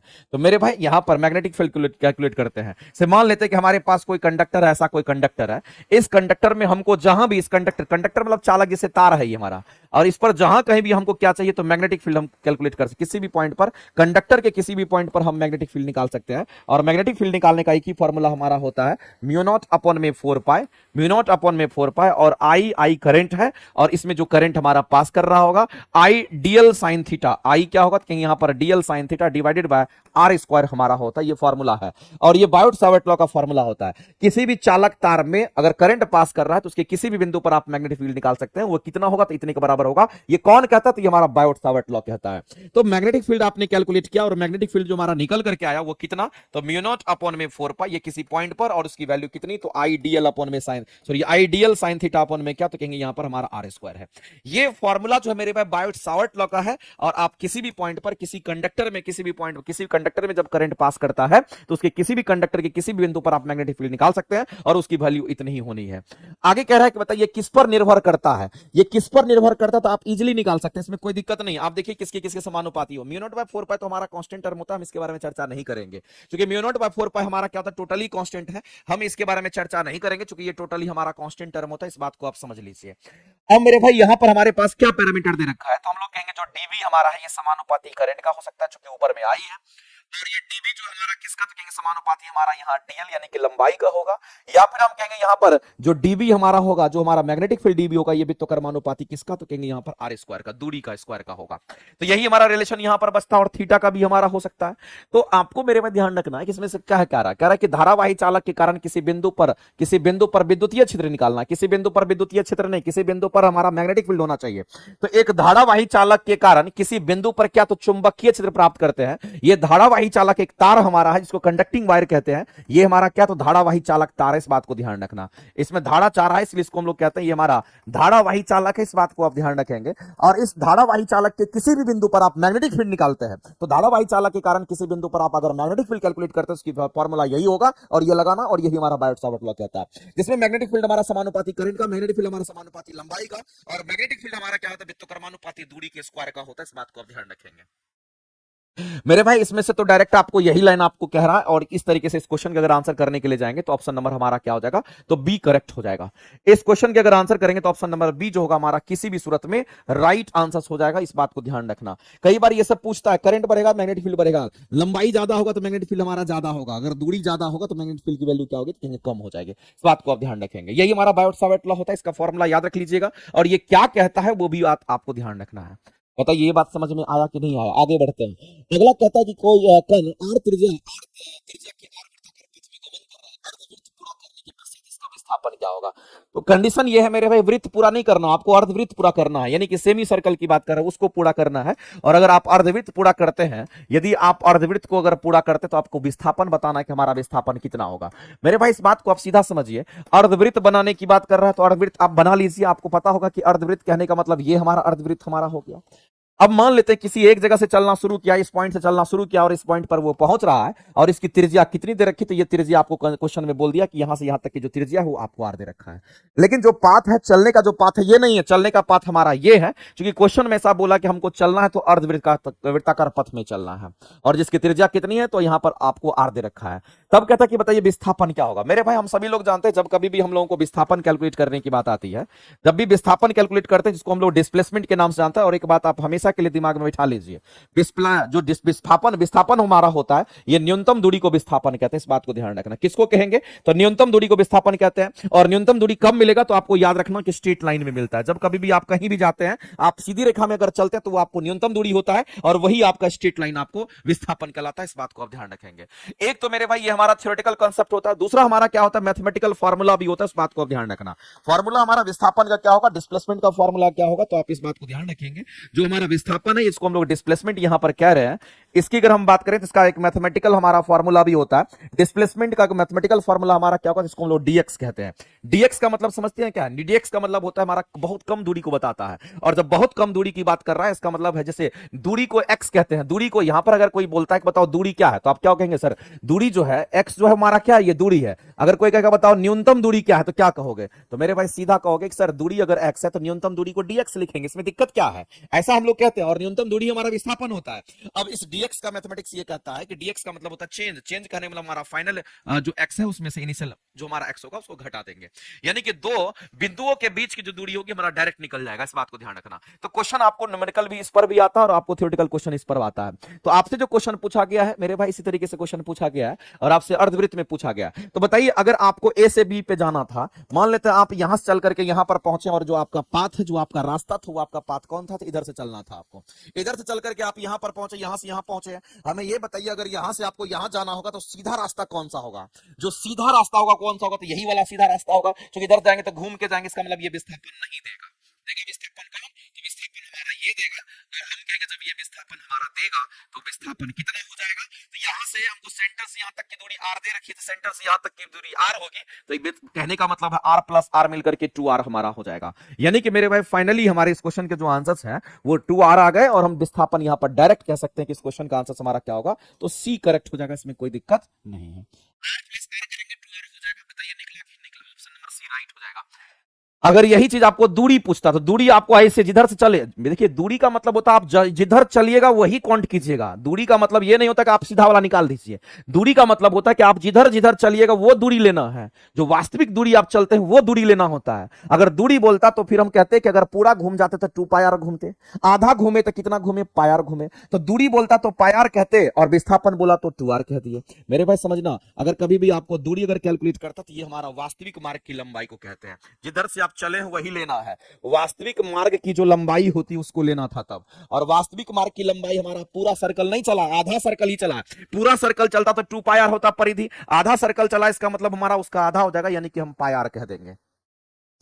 और यहीं पर विस्थापन की अगर हम बात कर ली, विस्थापन कितना होगा? तो मेरे भाई r प्लस r यानी 2r, जो कि सीधी रेखा में हमें प्राप्त होता है। इस बात को ध्यान रखना। आगे चलते हैं, नेक्स्ट अगला कहता है मेरे भाई आप ये बताइए कौन सा स्टेटमेंट हमारा क्या तो सही है, और सही आदर्श वोल्टमीटर का प्रतिरोध क्या होगा? आदर्श एमीटर के बारे में हमने आपको कई बार बोला है मेरे भाई, इस बात को आप ध्यान रखना। ये आदर्श टर्म लग गया ना, समझ लेना कि आदर्श वैसे कोई चीज पॉसिबल होता नहीं है, लेकिन अगर आदर्श एमीटर अगर लग गया तो हम सभी लोग जानते हैं एमीटर जो हमारा होता है इसका काम क्या होता है? एमीटर करंट को मापता है, तो ज्यादा से ज्यादा करंट को मापेगा। हमारा एमीटर ऐसा होना चाहिए जो ज्यादा से ज्यादा करंट को माप पाए, क्योंकि ये करंट मापने वाला डिवाइस होता है। अगर एमीटर ज्यादा से ज्यादा करंट को अगर मापेगा, इसका मतलब कहीं ना कहीं उसका रेजिस्टेंस जो होना चाहिए वो बहुत कम होना चाहिए, तभी तो करंट ज्यादा पास करेगा उससे। इसका मतलब मेरे भाई अगर कोई आदर्श एमीटर, हमारा एमीटर नहीं कोई अगर आदर्श एमीटर, इसका मतलब इसका प्रतिरोध जो होगा वो शून्य होना चाहिए। इसका प्रतिरोध कैसा होना चाहिए? इसका प्रतिरोध शून्य होना चाहिए, इस बात को ध्यान रखना है। क्योंकि एमीटर का मतलब होता है करंट ज्यादा लेना चाहिए, वो ज्यादा करंट लेगा तभी तो रीड करेगा, वो तो ज्यादा करंट उसी में पास करता है जिसका रेजिस्टेंस बहुत कम होता है। यहां अगर आदर्श अगर एमीटर बोल दिया, इसका मतलब मेरे पास जीरो रेजिस्टेंस तक वो पहुंच जाता है, बात को ध्यान रखना। और इसी तरीके से अगर आपसे यहां पर आदर्श वोल्ट मीटर की अगर बात करता है तो आपको ध्यान रखना है ये जो हमारा आदर्श वोल्ट मीटर होता है इसका जो प्रतिरोध हमारा होना चाहिए वो क्या होना चाहिए? इसके प्रतिरोध की अगर हम बात करते हैं इसी का जस्ट उल्टा प्रतिरोध हमारा रेजिस्टेंस होता है, ये हमारा अनंत होता है। ये दो बात मेरे भाई मैंने क्लासेस में भी आपको कितनी बार पढ़ाया है, और शायद आप इसको लगातार ध्यान में रखिएगा, क्योंकि आपको क्वेश्चन हमेशा आते रहता है। और वोल्ट मीटर को जब भी हम अगर कहीं पर मेजरमेंट करेंगे, वोल्टेज को मापेंगे, तो वोल्ट मीटर हमेशा समानांतर क्रम में उसके साथ जोड़ेंगे तार के साथ। लेकिन एमीटर से जब करंट मापेंगे किसी भी सर्किट में कितना करंट का फ्लो कर रहा है, तो इस एमीटर को उसके साथ सीरीज में जोड़ करके हम निकाल सकते हैं करंट को। तो मेरे भाई यहां पर इन दोनों के बारे में अगर पूछिए, वोल्ट मीटर का प्रतिरोध अनंत होता बिल्कुल सही, आदर्श एमीटर का प्रतिरोध शून्य होता, दोनों सही है। इसका मतलब ये करंट दोनों स्टेटमेंट सही है। इस क्वेश्चन का अगर आंसर करेंगे तो ऑप्शन नंबर आपका क्या हो जाएगा? एक और दो दोनों करेक्ट हो जाएगा। ऑप्शन नंबर आपका क्या हो जाएगा? तो मेरे भाई सी करेक्ट हो जाएगा, इस बात को ध्यान रखना। प्रकाश वर्ष किसकी इकाई होती है? मेरे भाई नाम से लगता है कि प्रकाश वर्ष आपको लग रही होगी मेरे भाई, लेकिन ये प्रकाश वर्ष दूरी का मात्रक होता है, और हम सभी लोग जानते हैं कि एक प्रकाश वर्ष कितने के बराबर होता है? आप ही बताइए, एक प्रकाश वर्ष जो होता है ये कितने के बराबर होता है? तो 1 लाइट ईयर जो हमारा एक प्रकाश वर्ष होता है 9.46 इंटू 10 टू द पावर कितना? तो 15 मीटर के बराबर होता है। किलोमीटर में निकाल सकते हैं, मीटर को किलोमीटर में बदल दीजिए, कोई दिक्कत नहीं है। 9.46 गुना में कितना, तो 10 के पावर हमारा 12 किलोमीटर हमारा हो जाएगा। जिस भी यूनिट में आपसे पूछेगा आप आंसर कर सकते हैं। तो प्रकाश वर्ष किसका यूनिट है मेरे भाई? प्रकाश वर्ष हमारा, ये देखो दूरी का मात्रक मीटर होता है, दूरी का मात्रक किलोमीटर होता है, इसका मतलब प्रकाश वर्ष कहीं ना कहीं दूरी का मात्रक होता है। और आप आंसर करेंगे सीधा का सीधा आंसर हमारा यहाँ पर बी करेक्ट हो जाएगा। नेक्स्ट, नाभिकीय रिएक्टर में कंट्रोल रड का इस्तेमाल करते हैं, कैडमियम बोरोन का हम लोग इस्तेमाल करते हैं। एक बात आप ध्यान रखेंगे मेरे भाई, ये क्वेश्चन भी आपके लिए बहुत इंपॉर्टेंट है। हम लोग किसकी बात कर रहे हैं? तो यहाँ पर न्यूक्लियर रिएक्टर की हम बात कर रहे हैं। और हम सभी लोग जानते हैं कि हमारा जो न्यूक्लियर रिएक्टर होता है, ये जो हमारा न्यूक्लियर रिएक्टर होता है, इस न्यूक्लियर रिएक्टर के अंदर हम लोग जो ईंधन यूज करते हैं वो ईंधन कौन सा यूज करते हैं? इसके अंदर जो ईंधन यूज करते हैं, जो फ्यूल यूज करते हैं, वो फ्यूल कौन सा होता है? खास करके मेरे भाई जो फ्यूल यूज करते हैं वो हमारा यहाँ पर यूरेनियम होता है, इस बात को ध्यान रखना। आप थोरियम भी यूज कर सकते हैं, आप प्लूटोनियम का भी इस्तेमाल कर सकते हैं, लेकिन सबसे ज्यादा इस्तेमाल होने वाला यूरेनियम होता है। इस न्यूक्लियर रिएक्टर की अगर बात करते हैं तो हमारा किस पर काम करता है? नाभिकीय विखंडन के प्रिंसिपल पे काम करता है। ये किस पर काम करता है? तो ये नाभिकीय विखंडन की हम बात करते हैं, उस पर काम करता है। नाभिकीय विखंडन के ये सिद्धांत पर हमारा न्यूक्लियर रिएक्टर काम करता है। ये लाइन आपको ध्यान रखना है।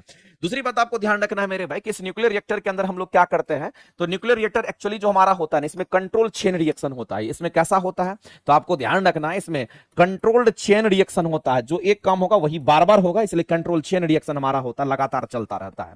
कई बार ये पूछता है कंट्रोल चेन रिएक्शन होगा कि अनकंट्रोल चेन रिएक्शन होगा। तो मेरे भाई हमारे ये हाथ में रिएक्टर होता है और हमारा एक पावर प्लांट है जिसको हम लोग कंट्रोल करके चलाते हैं, लेकिन कंट्रोल करने के लिए इसमें कंट्रोलिंग रड का इस्तेमाल किया जाता है। इसी न्यूक्लियर रिएक्टर के अंदर हम लोग क्या करते हैं? इसमें कंट्रोलिंग रड का इस्तेमाल करते हैं, इस बात को ध्यान रखेंगे। ये जो कंट्रोलिंग हमारा रड होता है, और कंट्रोलिंग रड में अगर आप देखेंगे तो बोरोन का हम लोग रड यूज करते हैं। साथ ही साथ आप देखेंगे तो कैडमियम का आपको रड यहां पर इस्तेमाल होता है। इसके साथ साथ आप देखेंगे तो हाफनियम का रड हमारा इस्तेमाल होता है। याद रखना मेरे भाई, हाफनियम का रड इस्तेमाल होता है। कई बार एग्जाम में पूछ लेता है ये वाला भी टर्म।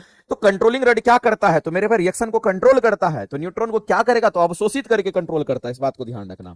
ये क्या करता है? तो न्यूट्रॉन को अवशोषित कर लेता है। ये न्यूट्रॉन को क्या करता है? तो न्यूट्रॉन को ये अवशोषित कर लेता है, अपने अंदर समा लेता है। न्यूट्रॉन को अवशोषित कर रिएक्शन को कंट्रोल कर लेता है। ये रिएक्शन को क्या करता है? तो यहां पर कंट्रोल कर लेता है। इसीलिए मेरे भाई हम यहां पर लिखे हैं ये रिएक्शन को कंट्रोल कर लेता है, ये बात आपको ध्यान रखना है। इसलिए हम क्या लिखे हैं? तो यहां पर कंट्रोल्ड चेन रिएक्शन कहते हैं, इस बात को आप ध्यान रखेंगे। तो ये न्यूट्रॉन को क्या करेगा? तो अवशोषित कर लेता है, इस बात को ध्यान रखना। और रिएक्शन के रेट को कंट्रोल कर लेता है। यानी इस क्वेश्चन का अगर आंसर करेंगे तो हम लोग ऑप्शन नंबर यहां पर इसी के साथ जाएंगे और ऑप्शन नंबर बी करेक्ट हो जाएगा। ऑप्शन जो है बी करेक्ट होगा। ये तो गति को धीमा, मॉडरेटर का काम होता है, मंदक का काम होता है। न्यूट्रॉन को अवशोषित करना हमारा क्या होता है कि यहां पर हमारा कंट्रोलिंग रड का काम होता है। और विखंडन अभिक्रिया के दौरान, विखंडन हमारा श्रृंखला अभिक्रिया होता है। कैसा अभिक्रिया? Chain reaction. चेन रिएक्शन को हम लोग श्रृंखला अभिक्रिया कहते हैं, जो कि कंट्रोल्ड होता है। और उसको दर को कंट्रोल करने के लिए हम लोग क्या करते हैं? उसमें कंट्रोलिंग रड लगाते हैं, जो कि बोरोन का होता है, कैडमियम का होता है, हाफनियम का होता है। आप सभी लोग जानते हैं। आगे चलते हैं, अगला क्वेश्चन हम लोग देखते हैं क्या कहता है। अगला क्वेश्चन हमारे सामने है मेरे भाई, आप डायरेक्ट इस क्वेश्चन का आंसर कर सकते हैं, कोई दिक्कत नहीं। ठीक से पढ़े ही नहीं थे गुरुजी, नहीं पढ़े थे तो अभी भी क्लास कर लीजिए, बढ़िया से पढ़िए, मन से पढ़िए, इस बार रिजल्ट लेकर के जाइए। और मेरे भाई जमाना क्या कहता, फर्क नहीं पड़ता, आप मेहनत जोरदार तरीके से कीजिए, रिजल्ट आपका 110% होगा। नहीं होने का सवाल ही नहीं बनता। जो मेहनत करेगा उसका रिजल्ट नहीं होगा, इम्पॉसिबल। आप मेहनत कीजिए, आपका रिजल्ट 100% होगा। अगला क्वेश्चन हम लोग यहां पर देखते हैं मेरे भाई, कहता है कि एक पिंड जिसको यू वेग से कैसे फेंका गया? ऊर्ध्वाधर फेंका गया। ऊर्ध्वाधर का मतलब होता है सीधा ऊपर फेंका गया, और सीधा ऊपर की ओर फेंका गया। इसका मतलब यह हो गया कि कोई वस्तु हमारा है, कोई पिंड हमारा है, और उस पिंड को यू वेग से फेंका गया, ऊपर की ओर फेंका गया, और अधिकतम ऊंचाई कितनी होगी? ये क्वेश्चन पूछा गया। बहुत ही अच्छा क्वेश्चन है, बहुत ही सिंपल है, और आप आसानी तरीके से कर सकते हैं। अब मेरे भाई किसी भी चीज को फेंकना होगा नीचे से, तो पहले आप जमीन बना लीजिए, जमीन पर उस वस्तु को आप रख दीजिए, उस पिंड को रख दीजिए। और इस पिंड को जब आपको सीधा ऊपर फेंकने की बात कर रहा है, ऊर्ध्वाधर फेंकने की बात कर रहा है, इसका मतलब जमीन के साथ कितना डिग्री कोण बनाएगी? तो यहां पर 90 डिग्री कोण बनाती है। और जब ये ऊपर की ओर फेंका जाएगा तो जाहिर सी बात कुछ ना कुछ वेग से फेंका जाएगा, और उस समय का जो वेग दे रखा है उसमें यू वेग दे रखा है। और ऊर्ध्वाधर का मतलब सीधा ऊपर होता है, और इसको सीधा ऊपर इस तरीके से हमारा भेज दिया गया, इस तरीके से सीधा ऊपर इसको सीधा ऊपर इस तरीके से इसमें भेज दिया गया।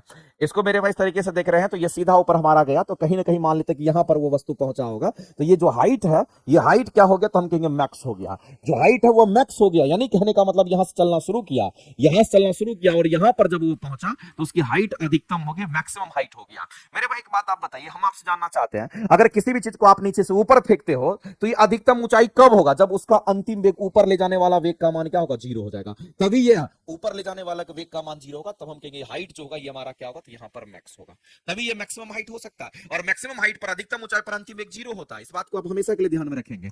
और आपसे क्या पूछा गया, आपसे पूछा गया अधिकतम ऊंचाई कितनी होगी, ये पूछा गया है मेरे भाई। ये हमारा क्या मोशन अगेंस्ट ग्रेविटी है, ग्रेविटी नीचे काम कर रहा है, मोशन हमारा ऊपर की ओर हो रहा है। तो हम लोग यहाँ पर ऊंचाई की अगर बात करते हैं तो हमारा इस फॉर्मूला होता है H equal to ut minus हमारा क्या हो जाएगा, क्योंकि यहाँ पर हाफ GT स्क्वायर हम आ जाएंगे। तो इससे निकालिए, नहीं तो जिससे निकालना आप इससे भी निकाल सकते हैं। V स्क्वायर इक्वल टू क्या होगा, क्योंकि हमारा U स्क्वायर माइनस में करेंगे 2G इंटू हमारा H होगा। एक बात बताइए मेरे भाई, अगर हम कहेंगे अंतिम वेग का मान अगर 0 कर रहे हैं, अंतिम वेग का मान अगर 0 कर रहे हैं, अंतिम वेग का मान 0 कर रहे हैं, तो ये हाइट क्या होगा, मैक्सिमम हाइट हो जाएगा ना। इसका मतलब U स्क्वायर माइनस में 2GH क्या होगा, तो अब हमारा मैक्स हो जाएगा। आपसे मैक्सिमम हाइट कैलकुलेट करने की बात कर रहे हैं, तो मैक्सिमम हाइट कितना होगा, तो U स्क्वायर अपॉन में 2G हो जाएगा। ये एक फॉर्मूला बन गया। और कभी भी अगर क्वेश्चन आपको देता है कि किसी भी वस्तु को अगर हम फेंके, अगर वो अपनी महत्तम ऊंचाई पर पहुंचेगा तो उसका महत्तम ऊंचाई कितना होगा, तो डायरेक्ट फॉर्मूला आप लगा सकते हैं, U स्क्वायर अपॉन में 2G होगा। कोई दिक्कत वाली बात नहीं है, ठीक है। तो मेरे भाई U स्क्वायर अपॉन में 2G मैक्सिमम हाइट जो अटेंड करेगा उसके लिए फॉर्मूला हमारा यहाँ पे बन जाएगा। आगे चलते हैं। अगला क्वेश्चन कहता है यहाँ पर कि आपको नाभिकीय संलयन अभिक्रिया में ईंधन के रूप में जिसको इस्तेमाल करते हो हमारा कौन सा है। जो लोग मेरे भाई लगातार केमिस्ट्री क्लासेस मेरा कर रहे होंगे उनको ये क्वेश्चन हम तो क्लास में भी करवाए हैं, वगैरह में भी शायद इस तरह के क्वेश्चन आपके आए हैं, शायद उसमें भी हमने कराया है। और कितना अच्छा क्वेश्चन है, इसको समझिए गौर से। कह रहा है कि उपयोग नाभिकीय संलयन अभिक्रिया में, कहां पे, तो नाभिकीय संलयन अभिक्रिया की हम बात करते हैं। और नाभिकीय संलयन अभिक्रिया में किसके रूप में यूज कर रहे हैं, तो ईंधन के रूप में हम इस्तेमाल कर सकते हैं। ये क्वेश्चन आपसे पूछा गया है मेरे भाई। एक बात बताइए, एक तो नाभिकीय संलयन होता है, एक नाभिकीय विखंडन होता है। अभी आप क्लियर कर लीजिए, बहुत इंपॉर्टेंट चीज है, इस बात को आप समझिएगा। एक तरफ हमारा नाभिकीय संलयन अभिक्रिया होता है, नाभिकीय संलयन होता है, और दूसरी तरफ हम यहां पर लिख देते हैं नाभिकीय विखंडन होता है। तो एक हमारा नाभिकीय संलयन और एक समय हमारा क्या होता है, नाभिकीय विखंडन अभिक्रिया होता है। इस बात को आप सभी लोग समझिए। नाभिकीय संलयन अभिक्रिया जो हमारा होता है वो कहां पे होता है, तो नाभिकीय संलयन अभिक्रिया जो होता है मेरे भाई हमारे सूर्य के चारों तरफ हमारा संलयन अभिक्रिया होता है, जिसको नाभिकीय संलयन कहते हैं। और उसमें नाभिकीय संलयन में जो भाग लेता है वो हमारा हाइड्रोजन भाग लेता है, और हाइड्रोजन के आइसोटॉप्स भाग लेते हैं। इस बात को आप ध्यान रखना। तो नाभिकीय जो संलयन अभिक्रिया होता है इसमें हाइड्रोजन के आइसोटॉप्स भाग लेते हैं। इस बात को ध्यान रखना। इसमें कौन भाग लेता है, तो जो हाइड्रोजन के आइसोटॉप्स है वो भाग लेते हैं। इसमें हाइड्रोजन के आइसोटॉप्स भाग लेते हैं। और हाइड्रोजन के जो आइसोटॉप्स हैं वो कौन कौन होंगे, तो आपको ध्यान रखना मेरे भाई। एक तो हमारा ड्यूटेरियम इसमें भाग लेता है, एक तो हमारा ड्यूटेरियम की हम बात करते हैं, किसकी बात कर रहे हैं, तो एक तो हमारा ड्यूटेरियम भाग लेता है, और दूसरा जो हमारा होता है वो हमारा ट्राइटियम भाग लेता है। इस बात को आप ध्यान रखेंगे, ड्यूटेरियम और ट्राइटियम हमारा भाग लेता है। तो होता क्या है मेरे भाई, हम लोग जानते हैं नाभिकीय संलयन अभिक्रिया में छोटे छोटे नाभिक मिलकर के बड़े नाभिक का निर्माण करता है। तो ऐसी स्थिति में क्या करेगा, तो एक हाइड्रोजन हमारा ये हुआ जिसको हम लोग कह दिए ड्यूटेरियम, और दूसरा हाइड्रोजन हमारा क्या हुआ, क्योंकि यहां पर हमारा क्या होगा, तो हाइड्रोजन का आइसोटॉप्स हमारा 1s3 हो गया। और इससे क्या बना, तो दो हल्के हल्के नाभिक, दो छोटे छोटे नाभिक मिलकर के बड़े नाभिक का निर्माण करेगा। इसका मतलब ये हीलियम का निर्माण किया। और यहां पर परमाणु संख्या कितना, 2, तो द्रव्यमान संख्या हीलियम का कितना, 4 हो जाता है। और इससे कुछ न्यूट्रॉन बाहर निकलेगा, और वह न्यूट्रॉन हमारा इस तरीके से बाहर निकल गया। और मेरे भाई यहां पर हमें एनर्जी प्राप्त होगा, लेकिन जो एनर्जी हमें प्राप्त होगा, जो एनर्जी हमें प्राप्त होगा हैवी में प्राप्त होगा, हैवी अमाउंट ऑफ एनर्जी यहां से रिलीज करता है।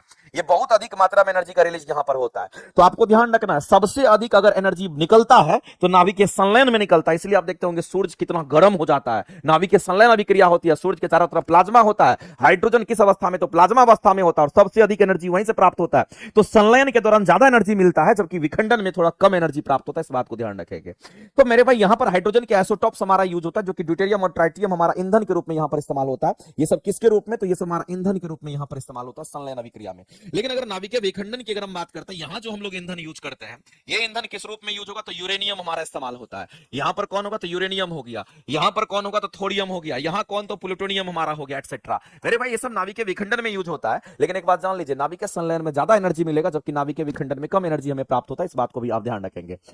तो एक नाभिकीय संलयन, एक हमारा नाभिकीय विखंडन, इस तरीके से हम लोग यहां पर समझते हैं, कोई दिक्कत नहीं है। तो मेरे भाई इसमें किसका इस्तेमाल करेंगे, ड्यूटेरियम ट्राइटियम का इस्तेमाल होगा। और आप इस क्वेश्चन का अगर आंसर करेंगे तो ऑप्शन नंबर आपका क्या हो जाएगा, आपका ये भी सही है और ये भी सही है, क्योंकि हम लोग को नाभिकीय संलयन के बारे में बोला गया है, और नाभिकीय संलयन में हम ड्यूटेरियम और ट्राइटियम का ही इस्तेमाल करते हैं, यानी ये दोनों सही है। मेरे भाई ये वाला जो फ्यूल हमारा होता है यूरेनियम और प्लूटोनियम जो हमारा यूज होता है, ये नाभिकीय विखंडन के लिए इस्तेमाल होता है। ये किसका फ्यूल है, तो ये नाभिकीय विखंडन का हमारा ईंधन है। इस बात को ध्यान रखेंगे, ये नाभिकीय विखंडन का हमारा क्या, तो कहेंगे यहां पर ईंधन है। इस बात को ध्यान रखना। जबकि ये दोनों हमारा क्या था, नाभिकीय संलयन का यहां पर ईंधन है। इस बात को ध्यान रखना, ये नाभिकीय संलयन का ईंधन है। इस बात को आप ध्यान रखें। नाभिकीय संलयन का जो ईंधन हमारा होगा वो हमारा ये दोनों है। नाभिकीय विखंडन का जो ईंधन है वो हमारा ये होता है, इस तरीके से। तो बताइए इसमें से कौन कौन सा सही था हमारा ईंधन के रूप में नाभिकीय संलयन में, तो ड्यूटेरियम ट्राइटियम हमारा 1 और 2 करेक्ट है। यानी इस क्वेश्चन का अगर आंसर करेंगे तो ऑप्शन नंबर ए करेक्ट हो जाएगा। ऑप्शन जो है हमारा ए करेक्ट हो जाएगा। और याद रखिए ना कि नाभिकीय संलयन में ज्यादा एनर्जी रिलीज करता है एज कंपेयर टू नाभिकीय विखंडन। इस बात को भी आप हमेशा के लिए ध्यान में रखना, क्योंकि क्वेश्चन जो है आपका कहीं से भी आपके सामने में अगर आ गया तो आप आसानी से मेरे भाई इस क्वेश्चन के आंसर कर सकते हैं, इसमें कहीं से कोई दिक्कत नहीं है, इसमें कहीं से कोई दिक्कत नहीं है। और एक और बात आप समझ लीजिए, जो नाभिकीय विखंडन हमारा होता है कम तापमान पर स्टार्ट होता है, ये क्वेश्चन भी आपके लिए बहुत इंपॉर्टेंट है। नाभिकीय विखंडन मेरे भाई निम्न तापमान पर स्टार्ट हो जाता है, ये निम्न तापमान की हम बात करते हैं, ये निम्न तापमान पर हमारा क्या होता है, स्टार्ट हो जाता है, ये रिएक्शन हमारा निम्न तापमान पर स्टार्ट हो जाता है, इस बात को आप ध्यान रखेंगे, ये निम्न तापमान पर स्टार्ट हो जाता है। जबकि नाभिकीय संलयन की अगर बात करते हैं तो ये हमारा उच्च तापमान पर स्टार्ट होता है। उच्च ताप तथा उच्च ताप तथा उच्च दाब दोनों चीज हमारा होता है, उच्च ताप तथा उच्च दाब पर हमारा क्या होता है, ये हमारा स्टार्ट होता है, इस बात को आप ध्यान रखेंगे। ये उच्च ताप तथा उच्च दाब दोनों चीज उच्च होना चाहिए। टेम्परेचर अगर हम कहते हैं कि सूर्य के पास, सूर्य से अगर प्रकाश निकल करके पृथ्वी पर आती है या सूर्य पृथ्वी को गर्म करती है, इसका मतलब वहां पर नाभिकीय संलयन हो रहा है। तो नाभिकीय संलयन होगा तो हम कहेंगे वहां पर हमारा प्लाज्मा बनता है, और प्लाज्मा का तापमान बहुत अधिक होता है, इसलिए ये उच्च तापमान पर ये क्रियाएं होती है, जबकि ये क्रियाएं आपको निम्न तापमान पर होती है। ये भी एक क्वेश्चन है, इस बात को आप ध्यान रखिए, नोट करके लिख लीजिएगा। और सब कुछ थ्योरी की क्लासेस में हम कराते हैं, बारीकी से थ्योरी को खाली रिवीजन करते रहिएगा, देखिएगा एक एक क्वेश्चन आपके सामने निकल करके आता है। चलिए आगे। अगला कहता है किसी विलयन की मोललता, ये देखो ये मोलरता नहीं है, मोललता, और मोललता को स्मॉल m से हम दिखाते हैं। मोललता को हम लोग किससे दिखाते हैं मेरे भाई, आपको ध्यान रखना, ये मोललता है, मोलरता नहीं है। मोललता को हम लोग किसी, इसको मोललिटी कहते हैं, इसको हम लोग क्या कहते हैं, इसको हम लोग मोललिटी के नाम से जानते हैं। और जो मोललिटी होता है हमारा स्मॉल m से दिखाया जाता है। और अगर मोललिटी की अगर हम बात करते हैं, ये हमारा क्या होगा, तो मेरे भाई इस बात को ध्यान रखना, ये मोललिटी जो हमारा होता है ऊपर में हमारा क्या होगा, तो सॉल्यूट का मोल ऑफ सॉल्यूट हमारा ऊपर में होता है, और नीचे में हम लोग क्या लेते हैं, तो नीचे में हम लोग मास ऑफ सॉल्वेंट सॉल्यूशन का हम लोग यहां पर लेते हैं। तो मोल्स ऑफ सॉल्यूट हमारा ऊपर में होगा, मोल्स ऑफ सॉल्यूट, सॉल्यूट का मतलब आप समझते होंगे जिसकी मात्रा कम होती है उसको सॉल्यूट कहते हैं, ये हमारा इस तरीके से मोल ऑफ सॉल्यूट जो हमारा होगा वो कहां, तो ऊपर में होगा। और नीचे में हमारा सॉल्यूशन होता है, नीचे में मास ऑफ सॉल्यूशन हम लोग लेते हैं, नीचे में मास ऑफ क्या लेंगे, तो हम लोग यहां पर सॉल्यूशन लेते हैं, लेकिन मास ऑफ सॉल्यूशन किस में, तो केजी में लेते हैं। मास ऑफ सॉल्यूशन हम लोग किस में लेंगे, तो यहां पर केजी में लेंगे, इस बात को आप ध्यान रखेंगे। इसलिए इसका जो यूनिट निकल करके आता है, इसका जो यूनिट निकल करके आता है, यूनिट हमारा क्या होगा, तो मोललिटी का जो यूनिट होता है हमारा क्या होगा, क्योंकि यहां पर हमारा मोल पर यूनिट केजी होता है, मोल पर यूनिट केजी होता है। जबकि अगर हम मोलरिटी की बात करते हैं, किसकी बात, ये तो मोललता था ना, तो एक हमारा होता है मोलरता और एक हमारा होता है मोलरता, ध्यान रखेंगे। दूसरा हमारा क्या होता है, किसको हम लोग मोलरता कहते हैं, इसको मोलरिटी के नाम से हम लोग जानते हैं। ये मोलरिटी जो हमारा होता है इसको कैपिटल एम से हम लोग दिखाते हैं। मोलरिटी हमारा एम जो होता है ये क्या होगा, तो मेरे भाई इसमें हम लोग वॉल्यूम लेते हैं और कुछ नहीं, बस थोड़ा सा अंतर होता है इसमें। यहां पर भी मास ऑफ सॉल्यूट तो हमारा होगा ही होगा, यहां पर भी हम कहते हैं, सॉरी मास ऑफ सॉल्यूट कह रहे हैं, यहां पर हमारा मोल ऑफ सॉल्यूट तो हम लोग लेते ही हैं, यहां पर मोल ऑफ सॉल्यूट तो हम लोग ऊपर में लेंगे ही लेंगे, लेकिन नीचे में हमारा क्या होगा, तो वॉल्यूम ऑफ सॉल्यूशन हम लोग लेते हैं, यानी कि वॉल्यूम ऑफ सॉल्यूशन हम लोग लेते हैं, इस बात को ध्यान रखना। तो वॉल्यूम ऑफ जो सॉल्यूशन हमारा होता है ये किस में लेते हैं, तो इसमें लीटर में लेते हैं, इसलिए इसका यूनिट बदल जाता है। और इसका यूनिट अगर आप देखेंगे, मोलरता का जो यूनिट हमारा होता है, इसका यूनिट क्या होगा, तो मोल पर लीटर होता है, इसका यूनिट मोल पर लीटर हमारा होता है, जबकि इसका यूनिट हमारा मोल पर केजी होता है। दोनों में ये भी अंतर है, यूनिट का भी अंतर होता है। एक तो मोललिटी की हम बात कर रहे थे और एक हम मोलरिटी की बात कर रहे थे, मोललिटी और मोलरिटी इस तरीके से आपका होता है। तो मेरे भाई आपसे मोललता पूछा गया, स्मॉल एम की बात कर रहे हैं, तो आप इसके साथ जाएंगे, मोल पर केजी देखेंगे, तो यहां पर विलय में मोल की संख्या प्रति लीटर बोला, लीटर तो नहीं होगा हमारा, उसके लिए मोलरिटी हो जाएगा। ये जो आपको दे रखा है ये कहीं ना कहीं आपको मोलरिटी के बारे में बता रहा है, विलय के मोल की संख्या प्रति किलोग्राम बोल रहा है, इसका मतलब मेरे भाई कहीं ना कहीं हमारा यही राइट आंसर हो जाएगा, ये हमारा राइट आंसर हो जाएगा। मोल की संख्या प्रति किलोग्राम हम लोग यहां पर लेते हैं, इस बात को आप ध्यान रखिएगा। Mass of solvent in KG, mass of solution नहीं, यहां पर मास ऑफ सॉल्वेंट कर लीजिए, इसको आप क्या कर लीजिए, मास ऑफ सॉल्वेंट आप कर लीजिए, यहां पर mass of solvent in KG हमारा होगा। यहां पर क्या करेंगे, तो mass of solvent in KG हम लोग यहां पर लेंगे, तो विलय के मोल की संख्या प्रति किलोग्राम विलायक में लेते हैं, इस बात को ध्यान रखना, जबकि ये हमारा विलियन में होता है, मोलरिटी हमारा विलियन में कैलकुलेटेड होता है और ये विलायक में कैलकुलेटेड होता है। तो हम लोग इस तरीके से आंसर करेंगे, ऑप्शन नंबर बी करेक्ट हो जाएगा। आगे चलते हैं, अगला है फैराडे के विद्युत अपघटन का प्रथम नियम। देखो इसमें दो नियम होता है और दोनों इंपॉर्टेंट है और दोनों ऑप्शन में दे रखा है। क्वेश्चन ये है मेरे भाई, हम लोग जानते हैं कि फैराडे का इलेक्ट्रोमैग्नेटिक, सॉरी फैराडे का हम लोग यहाँ पर क्या इलेक्ट्रोस्टैटिक देखते हैं, तो इलेक्ट्रोलाइट्स की अगर हम बात करते हैं, तो मेरे भाई फैराडे लॉ ऑफ इलेक्ट्रोलिसिस की अगर हम बात करते हैं, हम किसकी बात कर रहे हैं, तो आपको ध्यान रखना है, फैराडे लॉ ऑफ इलेक्ट्रोलिसिस की हम बात करते हैं। फैराडे लॉ ऑफ इलेक्ट्रोलिसिस की अगर हम बात करते हैं, तो एक बात आप जान लीजिए, ये जो फैराडे लॉ ऑफ इलेक्ट्रोलिसिस हमारा होता है, इसके कितने नियम है, तो इसके दो नियम होते हैं। इसके कितने नियम है मेरे भाई, तो इसके दो नियम आपको ध्यान रखना है, और आज से मेरे भाई दो नियम आपको आपको ध्यान रखना चाहिए। अगर हम फर्स्ट लॉ की बात करते हैं, दूसरा हमारा क्या, तो कहेंगे हम सेकंड लॉ की बात करते हैं। दोनों इंपॉर्टेंट है, दोनों के बारे में आपके ऑप्शंस में दे रखे हैं। अगर फर्स्ट लॉ क्या कहता है, फर्स्ट लॉ ये कहता है कि कैथोड हो कि एनोड हो, दोनों पर जो हमारा चार्ज जमा होगा वो हमारा उसके मास के समानुपाती चार्ज जमा होता है। क्यू क्या है तो चार्ज है, एम क्या है तो द्रव्यमान है, ये दोनों आपस में क्या होगा तो कहेंगे समानुपाती का रिलेशन रखता है। और यहां से एम इक्वल टू हमारा जेड और क्यू बराबर आई टी होता है, तो जेड आई टी निकल करके आ जाता है। क्यों चार्ज है ना, चार्ज बराबर आई इंटू टी होता है, करंट इंटू टाइम होता है। और जेड जेड जो हमारा होता है ये क्या होता है कहेंगे हमारा, ये हमारा इक्विवेलेंट कांस्टेंट होता है, या फिर हम केमिकल इक्विवेलेंट कांस्टेंट इसको जेड को कहते हैं। और इसकी वैल्यू कितनी तो 96,500 होती है। मैंने आपको कई बार बोला इतना कूलम होता है। तो यहां पर फर्स्ट लॉ से ये रिलेशन हम लोग को मिलता है, एम समानुपातिक क्यू का मिलता है। और आपसे मेरे भाई प्रथम नियम के बारे में ही चर्चा किया गया है, तो आप आसानी से प्रथम नियम के बारे में सोच सकते हैं। यार किसी इलेक्ट्रोड पर मुक्त या निक्षेपित पदार्थ की जो मात्रा होगी, पदार्थ की मात्रा को हम किससे दिखाते हैं, एम से दिखाते हैं। प्रवाहित आवेश की मात्रा का क्या होगा, आवेश को क्यू से दिखाते, दोनों समानुपाती होगा। यानी कहने का मतलब एम समानुपाती क्या हो क्यू होगा। ये आपका पहला नियम कहता है, यही हमारा करेक्ट हो जाएगा। अगला हमारा क्या कहता है कि विभिन्न विद्युत अपघटन में समान मात्रा में विद्युत धारा विद्युत प्रवाहित करने पर मुक्त पदार्थ की जो मात्राएं है, मुक्त पदार्थ की जो मात्रा इसको एम से दिखाते हैं, उनके रासायनिक तुल्यांक का समानुपाती होता है। रासायनिक तुल्यांक को ई से दिखाते हैं, और ये एम और ई समानुपाती होता है। एम और ई क्या कहेंगे, समानुपाती का रिलेशन रखता है। ये हमारा कौन कहता है, तो ये हमारा इसका सेकंड लॉ कहता है। तो मेरे पास दो रिलेशन हम लोग को मिलता है, फर्स्ट लॉ से ये रिलेशन मिलता है, सेकंड लॉ से जो रिलेशन हम लोग को मिलता है वो क्या मिलता है, आपको ध्यान रखना। एम समानुपाती हमारा किसका, तो इक्विवेलेंट वेट जो होता है, सॉरी इसको रासायनिक तुल्यांक हम लोग कहते हैं, जिसको हम लोग यहां पर ये कह सकते हैं मेरे भाई, यहां पर अगर इसको इंग्लिश में बोले तो केमिकल इक्विवेलेंट हम लोग कहेंगे इसको। केमिकल इक्विवेलेंट हमारा समानुपाती किसका, तो द्रव्यमान का या वेट का हमारा होता है, इस तरीके से। तो ये दो बात आपको ध्यान रखना है। कई बार इस पर भी क्वेश्चन आपका पूछता है, कई बार इस पर भी क्वेश्चन आपका आता है, इसमें कहीं घबराने की जरूरत नहीं है। इस पर अगर क्वेश्चन पूछेगा तो आपको ये पूछता है M1 डिवाइडेड बाय अगर M2 करेंगे तो E1 डिवाइडेड बाय हमारा क्या होगा, तो कहेंगे E2 हमारा हो जाता है, इस तरीके से। तो मेरे भाई फैराडे लॉ ऑफ इलेक्ट्रोलिसिस की बात करते हैं, इसके कितने नियम है, दो नियम हमारा होता है। दोनों नियम के बारे में बोला है, ये फर्स्ट लॉ को दिखाता है, ये सेकंड लॉ को दिखाता है, दोनों का आपको डेफिनेशन दे रखा है, ठीक है, इस तरीके से। तो हम लोग को ये चीज ध्यान रखना है। आगे हम लोग यहां पर बात करने वाले हैं, तो ये हमारा इस क्वेश्चन का अगर आंसर करेंगे तो ऑप्शन नंबर ए जो होगा वो करेक्ट हो जाएगा। नेक्स्ट आगे चलते हैं। अगला है हम लोग को यौगिक के बारे में बताना है। कौन सा यौगिक की बात कर रहा है, तो यहां पर जिस यौगिक की बात कर रहा है उसको हम लोग बोलते हैं यहां पर कोवलेंट कंपाउंड की बात कर रहा है। एक बात आप जान लीजिए, जब कभी भी हम लोग कोवलेंट कंपाउंड की हम बात करते हैं, ये जो हमारा कोवलेंट कंपाउंड की अगर हम बात करते हैं मेरे भाई, तो एक बात आप जान लीजिएगा कि कोवलेंट कंपाउंड जिसको हम लोग सह संयोजक यौगिक के नाम से हम लोग जानते हैं, इसको हम लोग क्या कहते हैं, इसको हम लोग सह संयोजक यौगिक के नाम से हम लोग जानते हैं। ये चीज आपको ध्यान है, कोवलेंट कंपाउंड कहने वाला सह संयोजक यौगिक के नाम से जानते हैं मेरे पास। जब भी इसका फॉर्मेशन होता है ना, तो आपको इसके शर्त, इसके कंडीशंस आपको पता होना चाहिए। ये क्या कंडीशन लेकर के हमारा ये पैदा होता है, इसके जो शर्त होते हैं, कंडीशन होते हैं, वो आपको पता होना चाहिए। सबसे पहला कंडीशन तो हमारा ये होता है, ये किसके किसके बीच में हमारा कंपाउंड बनाएगा, किसके किसके बीच में बॉन्ड बनाएगा, तो मेरे भाई ये अधातु के बीच में बनाता है। एक अधातु, दूसरा भी क्या होना चाहिए, अधातु ही होना चाहिए। तो अधातु और अधातु के बीच में जो बंधन बनता है, उससे जो बने यौगिक होते हैं उसी को हम लोग सहसंयोजक यौगिक कहते हैं। तो अधातु के बीच हमारा जो बंधन बन करके बनाएगा। दूसरी बात आपको ध्यान रखना, यहां पर इलेक्ट्रॉन की साझेदारी से बंधन का निर्माण होता है। यहां इलेक्ट्रॉन की क्या होगी, तो कहेंगे साझेदारी होगी। और तीसरा बात ध्यान रखना मेरे भाई, ये हमारा थोड़ा वीक बॉन्ड होता है। और याद रखना कि अगर हम यहां पर कोवलेंट बॉन्ड की अगर हम बात करते हैं, ये हमारा वीक बॉन्ड हमारा होता है, जल में अविलय होता है।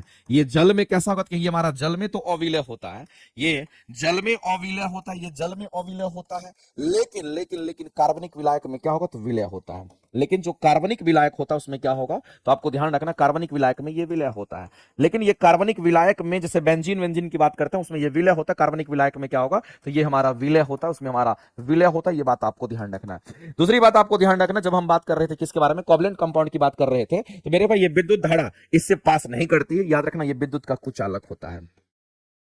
ये क्या, तो विद्युत का क्या होगा कि यहां पर कुचालक होता है। ये बात आपको ध्यान रखना है। क्योंकि मेरे भाई इस बात को ध्यान, विद्युत का कुचालक होता है और ये हमारा वीक बॉन्ड होता है, तो हम कहते हैं इसका जो मेल्टिंग पॉइंट और बॉइलिंग पॉइंट होता है हमारा लो होता है। मेल्टिंग पॉइंट तथा बॉइलिंग पॉइंट की अगर बात करते हैं, ये हमारा कैसा होगा, तो ये दोनों के दोनों हमारे क्या होते हैं, लो होते हैं। इस बात को आप ध्यान रखना, ये दोनों हमारा लो होता है। अब हम लोग यहाँ पे चलते हैं। अगर इसके बारे में हम लोग जानना चाहते हैं, तो इतना बात तो कम से कम हमको याद रटा हुआ रहना चाहिए। बहुत ही आसान तरीके से आप पूरा का पूरा थ्योरी में पढ़ते हैं। बताइए इस यौगिक का गुण क्या है, ये आपसे पूछा गया। सामान्यतः आयनिक यौगिक की तुलना तुलना में निम्न गलनांक वाले होते हैं। आयनिक यौगिक हमारा क्या होता है मेरे भाई, तो आयनिक यौगिक जो हमारा होता है वो सबसे मजबूत बंधन का निर्माण करता है और उसका मेल्टिंग पॉइंट, बॉइलिंग पॉइंट हमारा काफी उच्च होता है। जबकि उसकी तुलना में देखिएगा तो ये वीक हमारा कंपाउंड होता है, इजिली हमारा वीक कंपाउंड होता है। और आपको ध्यान रखना मेरे भाई कि वैसे कंडीशन में इसका गलनांक और क्वथनांक जो हमारा होता है निम्न होता है। तो आयनिक यौगिक की तुलना में कह रहा है इसका गलनांक और निम्न निम्न निम्न गलनांक और क्वथनांक होता है। बिल्कुल सही स्टेटमेंट आपको दे रखा है। अगला कहता है कि वे सामान्यतः जलीय विलयन में विद्युत के कुचालक होते हैं। बिल्कुल सही बात है मेरे भाई, ये जलीय विलयन में विद्युत के क्या होते हैं, कुचालक होते हैं। ये विद्युत का कुचालक होता है जलीय विलयन में। दूसरी बात ये आपसे कह रहा है वे दिशात्मक बंधों के कारण एक निश्चित ज्यामिति का आकृति बनाता है। ये भी स्टेटमेंट सही है मेरे भाई। इस बात को ध्यान रखना, अगर हम कोवलेंट कंपाउंड की बात करते हैं ना, तो जो कोवलेंट कंपाउंड हमारा होता है हमारा ठोस में भी होता है, द्रव में भी होता है, गैस में भी होता है। लेकिन जो आयनिक कंपाउंड होता है हमारा द्रव और गैस में देखने को मिलता है। इस बात को ध्यान रखेंगे। सॉरी, तो इस तरीके से आपको ध्यान रखना कि वो केवल ठोस में, आयनिक कंपाउंड हमारा केवल ठोस में देखने को मिलता है, जबकि ये हमारा ठोस, द्रव और गैस सब जगह आपको देखने को मिलेगा। ये हमारा दिशात्मक बंधों के कारण निश्चित ज्यामितीय आकृति का, ये तीनों स्टेटमेंट सही है। तो इसका मतलब इस क्वेश्चन का अगर आंसर करने के लिए जाएंगे तो आप क्या आंसर करेंगे, तो उपयुक्त में से डी लगा दीजिए और आंसर करिए option number D correct. Next आगे चलते हैं। बीपीएससी शिक्षक भर्ती के लिए मेरे भाई आज ये क्लासेस स्टार्ट इसलिए नहीं कर पाए एनसीईआरटी एग्जाम्पलर, चूंकि कुछ मटेरियल जो है आपका कंप्लीट नहीं हो पाया था, लेकिन आज किसी भी सूरत में वो मटेरियल कंप्लीट हो गया है। तो कल से एनसीईआरटी एग्जाम्पलर की जो क्लासेस है 3:30 से 5 टाइम रखा गया है। ठीक है, अगर थोड़ा बहुत टाइम का इधर उधर होगा तो हम आपको घोषणा कर देंगे किस टाइम पर हम एनसीईआरटी एग्जाम्पलर पढ़ाने वाले हैं। तो ये क्लासेस जो है मेरे भाई एनसीईआरटी एग्जाम्पलर की क्लासेस 1 to 5, 6 to 8, 9, 10 के वो स्टूडेंट जो कंप्लीट एनसीईआरटी एग्जाम्पलर और एनसीईआरटी को अलग पढ़ना चाहते हैं उनके लिए क्लासेस कल से स्टार्ट हो रहा। आज नहीं हो पाया, कल से आपका इंट्रोडक्शन क्लासेस स्टार्ट हो जाएगा। हमने जैसा बोला था उसी विशेष पर हम इसको कर रहे हैं, इसलिए आप किसी भी सूरत में अगर किसी ने नहीं किया होगा कर लीजिएगा, क्योंकि आपका ये काम का होगा सेशन, बहुत ही बेहतरीन सेशन आपका होने वाला है। चलिए आगे चलते हैं, अगला क्वेश्चन हम लोग देखते हैं।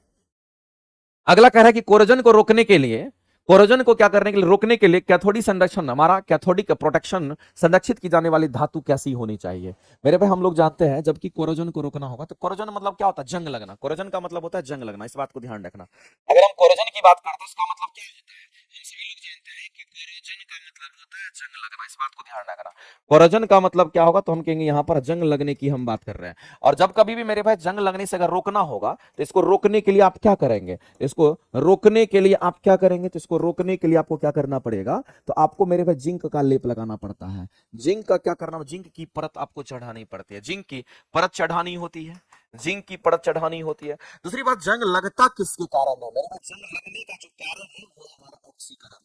जंग लगने का कारण क्या, तुम कहेंगे यहाँ पर ऑक्सीकरण होता है, और इंग्लिश में इसको बोले तो ऑक्सीडेशन कहते हैं। अगर कोई भी मान लेते हैं धातु हमारा ऑक्सीजन के साथ प्रतिक्रिया करेगा तो उसके ऊपर में ऑक्साइड्स बन जाता है और वही एक जंग का निर्माण कर लेता है। जैसे हम लोहा की बात करते हैं, लोहा के ऊपर जंग लगता है, चूंकि लोहा को बाहर छोड़ दीजिए, लोहा ऑक्सीजन के साथ प्रतिक्रिया करके आयरन का ऑक्साइड बना लेगा और वही ऑक्सीजन के साथ प्रतिक्रिया करे, इसका मतलब उसका ऑक्सीकरण हो गया और जंग लगा देता है।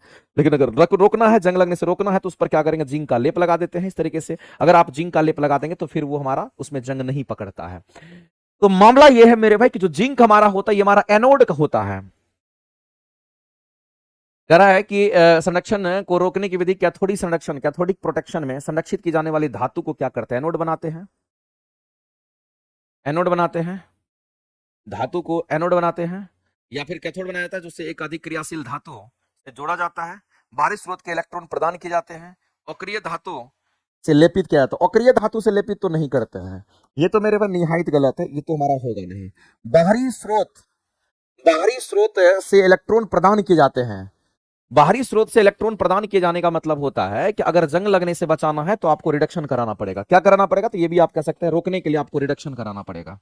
आपको क्या कराना पड़ेगा, तो आपको रिडक्शन कराना, जंग लगाने के लिए ऑक्सीकरण, तो हटाने के लिए क्या, रिडक्शन कराना पड़ेगा। और रिडक्शन कहने का मतलब इसमें क्या होता है, इलेक्ट्रॉन का गेन होता है। इसमें इलेक्ट्रॉन का क्या होता है कि इसमें इलेक्ट्रॉन गेन करता है। इसका मतलब मेरे भाई इलेक्ट्रॉन प्रदान करके, इलेक्ट्रॉन दे करके हम क्या कर सकते हैं, तो वहां पर जंग लगने से उसको बचा सकते हैं, क्योंकि रिडक्शन एक हमारा एक ऐसा मैटर होता है जो ऑक्सीकरण को खत्म करता है।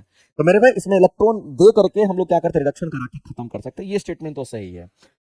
दूसरा कहता है हमारा कि कैथोड बनाया जाता है और उसे एक अधिक अक्रियाशील धातु जिसको बलिदानी एनोड से जोड़ते हैं। बलिदानी एनोड कहने का मतलब आप समझिएगा, जो ड्राई सेल वगैरह हमारा होता है ना, उसमें जिंक हमारा किसकी तरह काम करता है, जो जिंक हमारा काम करता है एनोड की तरह काम करता है। चलिए आपसे ये बहुत बोला गया है कि उसे एनोड से जोड़ते हैं तब जाकर के हमारा खत्म होगा। एनोड बनाते नहीं है, कैथोड कैथोड ही रहता है, बस इसके साथ उसको जोड़ देते हैं ताकि उस परिस्थिति में उसमें जंग ना लगे। ये दो स्टेटमेंट, दूसरा और तीसरा को आप सही करिएगा और आंसर करेंगे ऑप्शन नंबर बी करेक्ट जाएगा। नेक्स्ट,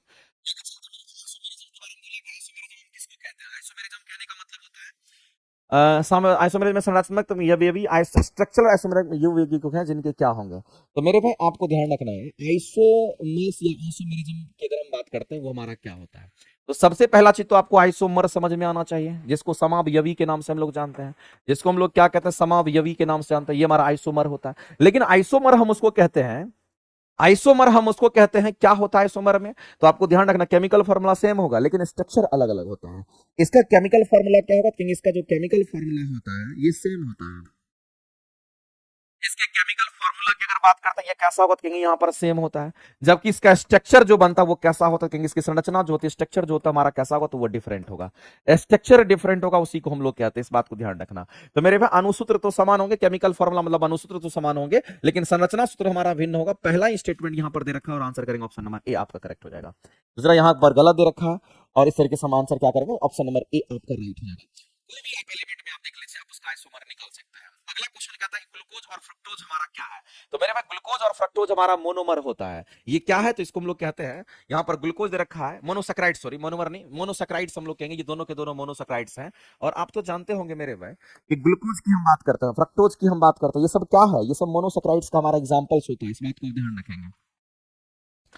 ये सब मोनोसैकेराइड्स के हमारे क्या है, तो एग्जांपल्स होते हैं। तो इस क्वेश्चन का अगर आंसर करेंगे तो ऑप्शन नंबर सी आपका करेक्ट हो जाएगा, क्योंकि दोनों के दोनों क्या है, तो मोनोसैकेराइड्स हैं, इस बात को आप ध्यान रखेंगे। जैसा कि अगर हम बात करते हैं कि अगर मान लेते हैं कि ग्लूकोज है और ग्लूकोज में फ्रक्टोज को मिला दीजिए तो इससे क्या बनेगा, तो सुक्रोज बनता है। इससे क्या बनेगा, सुक्रोज बनता है। तो ये मोनोसैकेराइड, ये भी मोनोसैकेराइड, दो मोनोसैकेराइड मिलेगा तो मेरे भाई यहाँ पर डाइसैकेराइड बनेगा, इसका मतलब ये डाइसैकेराइड है। ये सुक्रोज जो बनकर के आया, ये क्या बनकर के आया, ये मेरे भाई यहाँ पर डाइसैकेराइड की हम बात करते हैं, ये डाइसैकेराइड बन गया। जबकि ये मोनोसैकेराइड है, ये भी मोनो है, ये दोनों के दोनों क्या है, मोनोसैकेराइड, ये भी क्या है, तो ये भी मोनोसैकेराइड है। तो दो मोनोसैकेराइड के मिलने से डाइसैकेराइड का निर्माण होता है, इस बात को आप समझिए। तो मेरे भाई जब डाइसैकेराइड्स की हम बात करते हैं वो कौन कौन होता है, तो आपको एग्जांपल्स याद रहना चाहिए। जैसे हम सैकेराइड की बात, डाइसैकेराइड में सैकेराइड हमारा हो जाएगा, इस सैकेराइड की हम बात कर लेते हैं। साथ ही साथ हम लोग कहेंगे यहां पर हमारा कौन सा हो जाएगा, लैक्टोज भी हमारा इसी में शामिल होगा। लैक्टोज की हम बात करते हैं, किसकी बात करेंगे, लैक्टोज, लैक्टोज भी हमारा होगा और हमारा माल्टोज भी इसमें हमारा होगा, ये माल्टोज भी हमारा हो जाता है। तो ये सब डाइसैकेराइड्स हमारे होते हैं। पॉलीसैकेराइड में तो हमारा स्टार्च हो जाएगा, पॉलीसैकेराइड में हमारा स्टार्च होगा। हम सेलुलोज की हम बात करते हैं, ये सब हमारा पॉलीसैकेराइड्स होता है, सेलुलोज हमारा हो गया, ये सब हमारा होता है। ग्लाइकोजन भी हमारा इसी में है, हम ग्लाइकोजन की बात करते हैं, जो ग्लाइकोजन हमारा इसी में होता है, ये सब पॉलीसैकेराइड हमारा होगा। लेकिन ग्लूकोज और फ्रक्टोज हमारा किसका एग्जांपल है, तो ये मोनोसैकेराइड्स, ये भी मोनोसैकेराइड्स हमारा होता है, और दोनों मोनोसैकेराइड के मिलने से डाइसैकेराइड बनता है। इस क्वेश्चन के अगर आंसर करने के लिए जाएंगे तो हमारा क्या होगा, तो मोनोसैकेराइड होगा, इस बात को आप ध्यान रखेंगे। और मोनोसैकेराइड में क्या होता है, एक दूसरे के जो फंक्शनल ग्रुप हमारे होते हैं वो हमारे आइसोमर, यानी कि एक फंक्शनल ग्रुप की अगर हम बात करते हैं, फंक्शनल आइसोमर्स, यानी ये अगर हम बात करते हैं, ग्लूकोज और फ्रक्टोज जो होता है ये दोनों के दोनों क्या शो करता है, तुम्हारा फंक्शनल आइसोमेरिज्म को शो करता है। फंक्शनल आइसोमेरिज्म में क्या होगा, केमिकल फॉर्मूला सेम होगा लेकिन दोनों में फंक्शनल ग्रुप अलग अलग होता है, इस बात को ध्यान रखेंगे। इसीलिए मेरे भाई ये चीज बोला गया है। तो मोनोसैकेराइड्स हैं लेकिन एक दूसरे का क्या होगा, हमारा फंक्शनल आइसोमेरिज्म हमारा ये दोनों होता है। आगे चलता है, किसी गतिमान पिंड के लिए विस्थापन और दूरी का जो आंकिक अनुपात होता है क्या होता है। तो विस्थापन और दूरी की अगर बात करते हैं, ये चीज हम लोग को ध्यान रखना है। अगर हम यहाँ पर विस्थापन की बात करते हैं, न्यूनतम दूरी विस्थापन कहते हैं और दूरी, तो मेरे भाई ये रिलेशन हम लोग को ध्यान रखना है कि दूरी जो होता है ना, किसी भी सूरत में हमारा क्या होगा, तो विस्थापन से हमेशा ज्यादा होता है, हमेशा ज्यादा होगा। और एक बराबर की स्थिति भी पैदा हो सकती है, बराबर और ज्यादा दोनों होता है।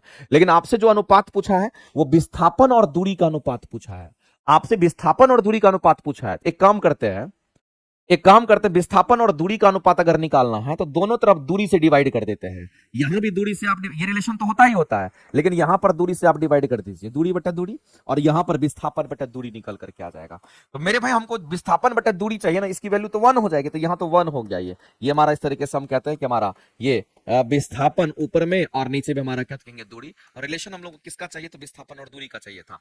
इसी चीज को अगर हम लिखना चाहते हैं तो हम ऐसे भी लिख सकते हैं, ये इसको लिख सकते हैं हम लोग क्या, विस्थापन, और नीचे में हमारा क्या कहेंगे यहाँ पर दूरी, और ये हमारा क्या कहेंगे, लेस देन इक्वल टू हमारा 1 होगा। लेस देन इक्वल टू हमारा क्या होता है, यहाँ पर 1 होगा। हम लोग जानते हैं कि दूरी ज्यादा होगा और विस्थापन कम होता है, विस्थापन न्यूनतम दूरी को कहते हैं, ये ज्यादा ये कम, तो उसकी वैल्यू 1 से कम ही होगी। और 1 के बराबर कब होगा, जब दूरी और विस्थापन हमारा एक ही होता है, तब ऐसी परिस्थिति में होगा।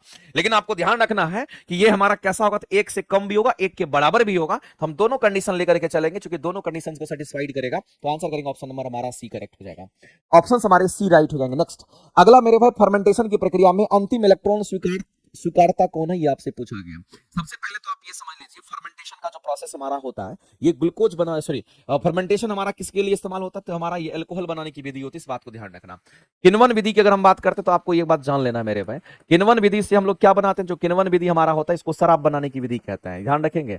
ये कैसी बनाने की विधि, तो इसको हम लोग शराब बनाने की विधि को किण्वन विधि कहते हैं। शराब बनाने की जो विधि होती है उसको किण्वन विधि हम लोग कहते हैं। और इसमें एक्चुअली में क्या करते हैं, हम लोग ग्लूकोज लेते हैं जिसको C6H12O6 के नाम से हम लोग देखते हैं, और इसमें मिलाते क्या है, तो इसमें हम लोग ईस्ट मिलाते हैं जो कि एक प्रकार का खमीर होता है, कवक होता है। जैसे ही आप इसमें ईस्ट मिलाएंगे तो ये ईस्ट से निकलता है जैमीज एंजाइम। इसी ईस्ट से कौन सा एंजाइम का सिक्रेशन होता है, इसी से मेरे भाई जाइमेज एंजाइम का सिक्रेशन होता है। ये कौन सा एंजाइम, जाइमेज एंजाइम। अब क्या करेगा, तो इसको तोड़ता है, और जब ग्लूकोज टूटेगा तो ऐसी परिस्थिति में मेरे भाई यहाँ पर इथाइल अल्कोहल का निर्माण होगा, C2H5OH का निर्माण होगा, 2 से मल्टीप्लाई कर दीजिए, और कुछ कार्बन डाइऑक्साइड गैस को भी ये क्या करता है, तो बाहर करता है। तो ये जो आपको C2H5OH दिख रहा है ना, ये कार्बनिक अणु हमारा है। ये कैसा अणु है मेरे भाई, तो ये कार्बनिक कंपाउंड है, इस बात को आप ध्यान रखेंगे। ये एक ऑर्गेनिक कंपाउंड होगा, ये कार्बनिक कंपाउंड, ये कार्बनिक अणु हमारा है, इस बात को आप ध्यान रखेंगे। ये कैसा अणु है, तो ये हमारा कार्बनिक अणु होगा, ये हमारा कार्बनिक अणु होगा। तो यहां पर किण्वन विधि में आपसे पूछा गया है कि प्रक्रिया में अंतिम इलेक्ट्रॉन को स्वीकार कौन करता है, अंतिम इलेक्ट्रॉन को अगर स्वीकार कौन करता है वो आपसे पूछा गया है। ऑक्सीजन की बात तो चर्चा ही नहीं करेंगे यहाँ पर, ऑक्सीजन का यहाँ चर्चा नहीं करेंगे। श्वसन की क्रिया में हमारा ऑक्सीजन जो है तो वो हमारा इलेक्ट्रॉन को स्वीकारता है, यहाँ ऑक्सीजन का चर्चा ही नहीं करेंगे, क्योंकि ये बिना ऑक्सीजन का हमारा ये रिएक्शन होता है। ये एनएरोबिक रेस्पिरेशन हमारा होता है, इस बात को ध्यान रखें। अवायवीय श्वसन की क्रिया इसमें होती है। इसमें कैसा होता है, अवायवीय, हमारा अवायवीय रिएक्शन हमारा होता है, इस बात को ध्यान रखना, बिना ऑक्सीजन के प्रेजेंस में होता है। इसके बारे में तो चर्चा ही नहीं करेंगे। तो एक कार्बनिक यौगिक जैसे कि पायरुवेट और एसिटाल्डिहाइड की बात करते हैं, ये हमारा क्या करता है, तो ये हमारा इलेक्ट्रॉन को क्या करता है, तो कहेंगे एक्सेप्ट करता है, इस बात को ध्यान रखना। यही इलेक्ट्रॉन को एक्सेप्ट करता है, यही इलेक्ट्रॉन का। लेकिन जब रेस्पिरेशन, जब हमारा श्वसन की क्रिया होती है तो उसमें ऑक्सीजन क्या करता था, इलेक्ट्रॉन को हमारा क्या करता है, एक्सेप्ट करता है, इस बात को आप ध्यान रखेंगे। ठीक है, तो इस तरीके से आंसर क्या करेंगे, ऑप्शन नंबर हमारा यहाँ पर बी करेक्ट हो जाएगा।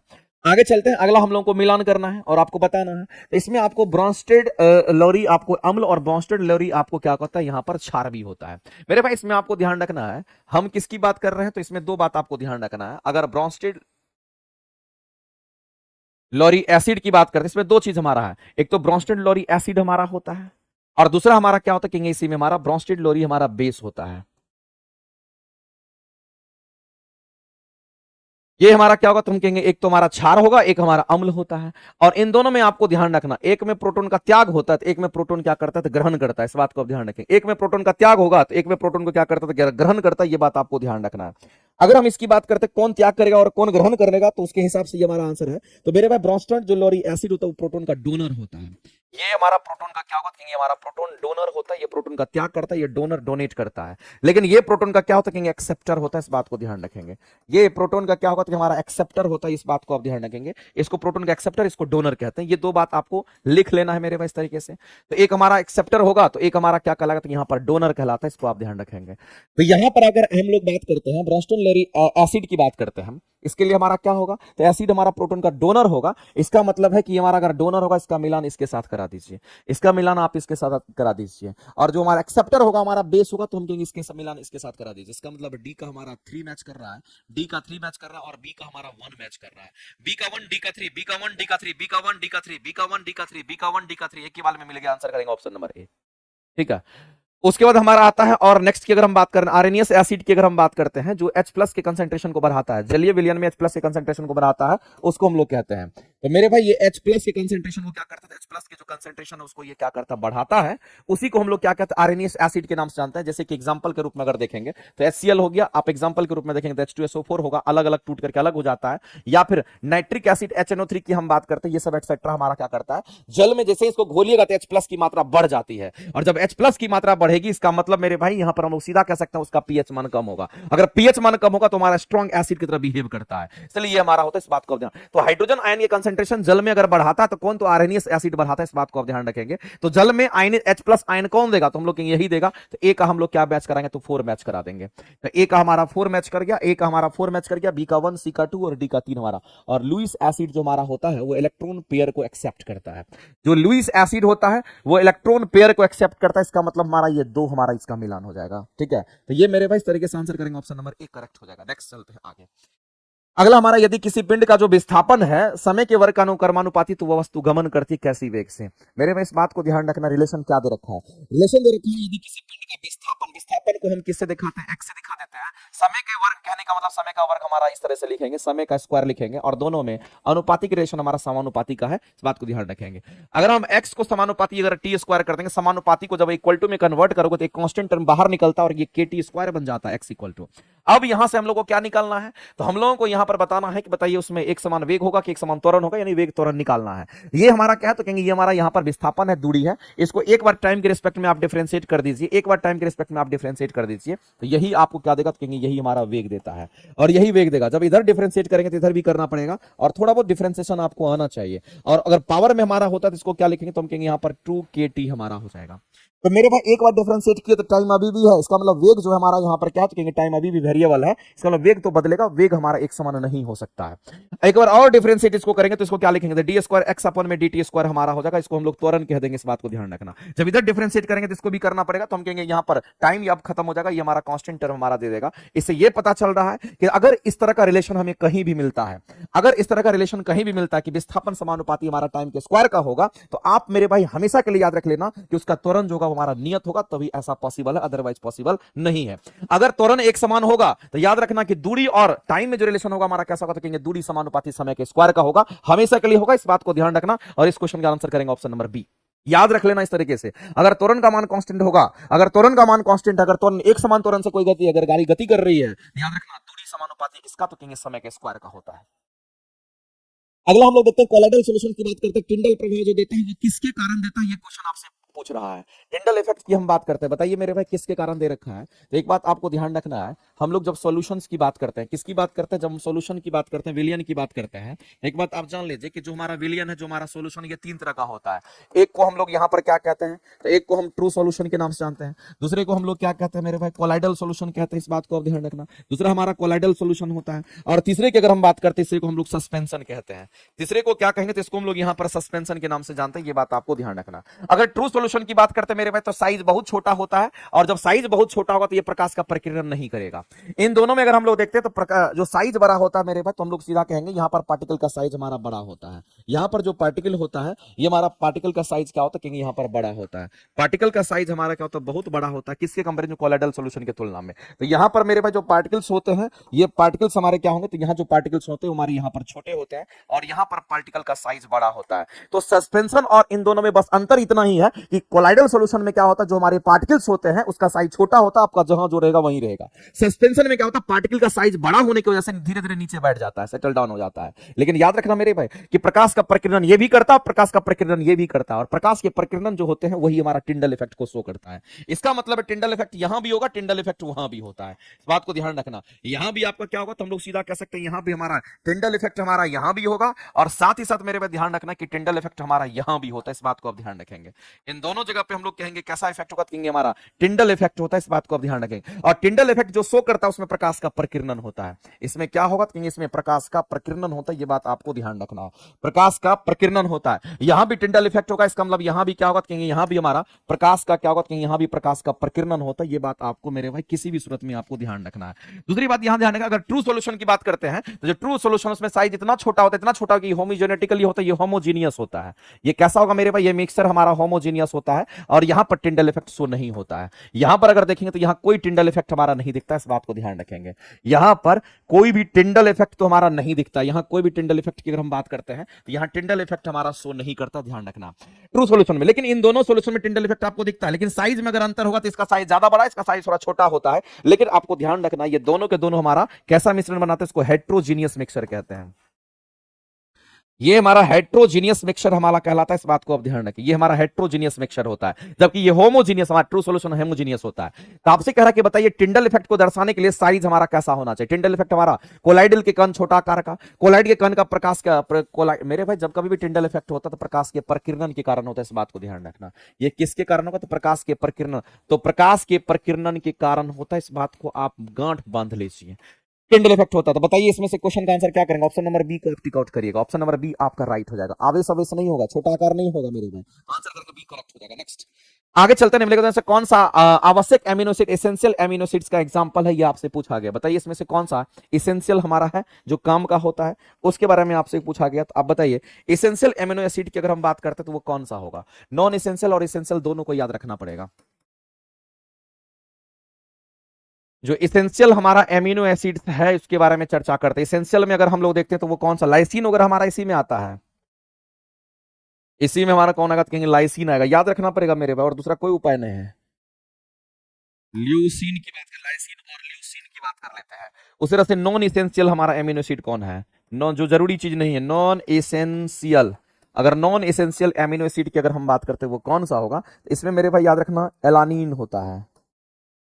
इसमें एलानिन की हम बात करते हैं, या साथ ही साथ हम लोग ग्लाइसिन की बात करते हैं, साथ ही साथ हम किसकी बात करें, ग्लाइसिन की बात करें, एक सॉल्यूशन। तो इस तरीके से आपका होगा। तो मेरे भाई आपको ध्यान, इसेंशियल हमारा जो होगा, जो जरूरी चीज हमारा लाइसिन होगा, आंसर करेंगे ऑप्शन नंबर बी, आपका करेक्ट होगा। लाइसिन हमारा इसेंशियल एमिनो एसिड होता है। आगे हम लोग चलते हैं, अगला क्वेश्चन यहाँ पर देख रहे हैं क्या हो गया।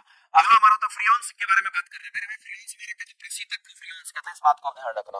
हम लोग जो प्रशीतक बोलते हैं, प्रशीतक जो हमारा होता है उसी को फ्रियोन्स कहते हैं, और प्रशीतक को हम लोग रेफ्रिजरेंट्स के नाम से जानते हैं। इसको क्या कहेंगे, तो इसको हम लोग रेफ्रिजरेंट्स कहते हैं, और जो प्रशीतक होता है इसको हम लोग फ्रियोन्स भी कहते हैं, ये बात आपको ध्यान रखना है। इसको हम लोग फ्रियोन्स भी कहते हैं। तो जो रेफ्रिजरेटर हमारा, सॉरी, जो रेफ्रिजरेंट्स में जो रेफ्रिजरेटर में जो रेफ्रिजरेंट्स हम यूज करते हैं, ये क्या करता है मेरे भाई, तो आप क्या ध्यान रखना कि ये कूलिंग प्रदान करता है, ये कूलिंग प्रोवाइड करता है, इस बात को ध्यान रखना। जैसे हम एसी में भी यूज करते हैं, रेफ्रिजरेंट्स यूज करते हैं, और वह फ्रियोन्स हमारा होता है वो कूलिंग प्रदान करता है, ठंडा करता है, गर्मी को खींच करके अवशोषित करके वो हमें ठंडा प्रदान करता है। लेकिन जो प्रशीतक हमारे हैं, तो मेरे भाई प्रशीतक तो बहुत सारे हमारे होते हैं। जैसे फ्रियोन्स के रूप में अगर आप देखेंगे तो आपको फ्रियोन्स में दिखेगा, जैसे हम यहाँ पर R12 की बात कर लेते हैं, या फिर R22 की बात कर लेते हैं, इस तरीके से आपको मिलेगा। R744 की हम बात कर लेते हैं, R7444 की बात कर लेते हैं, इस तरीके से। ये सब क्या है, तो ये सब रेफ्रिजरेंट्स ही तो है। इसी तरीके से मेरे भाई हमारा क्लोरोफ्लोरोकार्बन भी क्या है, हमारा रेफ्रिजरेंट्स है। तो ये भी फ्रियोन्स है, ये भी फ्रियोन्स है, ये भी फ्रियोन्स है, जो भी हमारे फ्रियोन्स है सब के सब रेफ्रिजरेंट्स है, और सब के सब गैस के रूप में होता है, जिसका इस्तेमाल हम लोग एसी में, फ्रिज में हम करते हैं। अब मामला क्या है मेरे भाई, तो आपसे बोला गया कि फ्रियोन्स जैसे कि हम क्लोरोफ्लोरोकार्बन की बात करते हैं, और ये रेफ्रिजरेटर में रेफ्रिजरेंट्स के रूप में हमारा इस्तेमाल होता है, और ये क्या करता है, ठंडा करता है, गैस के रूप में इस्तेमाल होता है। लेकिन आपसे पूछा गया है कि क्लोरोफ्लोरोकार्बन जिसके कारण यहां पर ओजोन परत का क्षय हुआ था, वो आपसे पूछा गया। तो हम सभी लोग जानते हैं कि ओजोन परत का जो क्षय हुआ था वो क्लोरोफ्लोरोकार्बन के कारण ही हुआ था, ये बात आपको ध्यान रखना। क्या क्लोरोफ्लोरोकार्बन कीटनाशक? नहीं। क्लोरोफ्लोरोकार्बन क्या है, तो ये प्रशीतक है, और या फिर हम कहेंगे एरोसोल, हमारा प्रणोदक, जो कि हमारा एरोसोल यहां पर हम कहेंगे प्रोपेलेंट्स के रूप में हमारा इस्तेमाल होता है। ये हमारा करेक्ट आंसर हो जाएगा। ईंधन के रूप में नहीं यूज करते, ये सब आपका फर्जी इंफॉर्मेशन, एक लाइन में आप सीधा कहानी आप करेंगे। आगे चलते हैं, अगला मिलान करना मेरे भाई, आपको बताना ग्लाइकोलिसिस की जो क्रिया होती है साइटोप्लाज्म में होती है। ग्लाइकोलिसिस की क्रिया कहां होती है, तो ग्लाइकोलिसिस की क्रिया साइटोप्लाज्म में होती है। इसकी क्रिया जो होती है वो कहां होगी, तो आपको ध्यान रखना ये साइटोप्लाज्म में होता है, और साइटोप्लाज्म मतलब कोशिका द्रव, और इसमें साइटोप्लाज्म होगा, और 2 एटीपी ऊर्जा का निर्माण करता है, 2 एटीपी एनर्जी का फॉर्मेशन करता है। तो आप इसका मिलान करने के लिए जाइए, देखिए मिलान करिए, किसका किसके साथ मैच करेगा, बताइए। साइटोप्लाज्म कहां दे रखा है, तो 1 का तो सी मैच कर रहा है, अगर 1 का सी मैच कर रहा है तो यहां पर 1 का सी, वहां 1 का सी, यहां पर 1 का डी, ये ऑप्शंस खत्म। अगला मिलान देखते हैं, इसमें जो कॉमन है वो भी सही होगा। तो कॉमन मेरे भाई ये दोनों सही है, ये भी हमारा सही, इसको चेक नहीं भी करेंगे तो चलेगा, लेकिन दूसरा तीसरा को हम लोग को चेक करना पड़ेगा। मेरे भाई क्रेब्स साइकिल जो होता है हमारा, माइटोकॉन्ड्रिया के अंदर जो मैट्रिक्स द्रव पदार्थ होता है उसमें क्रेब्स चक्र हमारा होता है।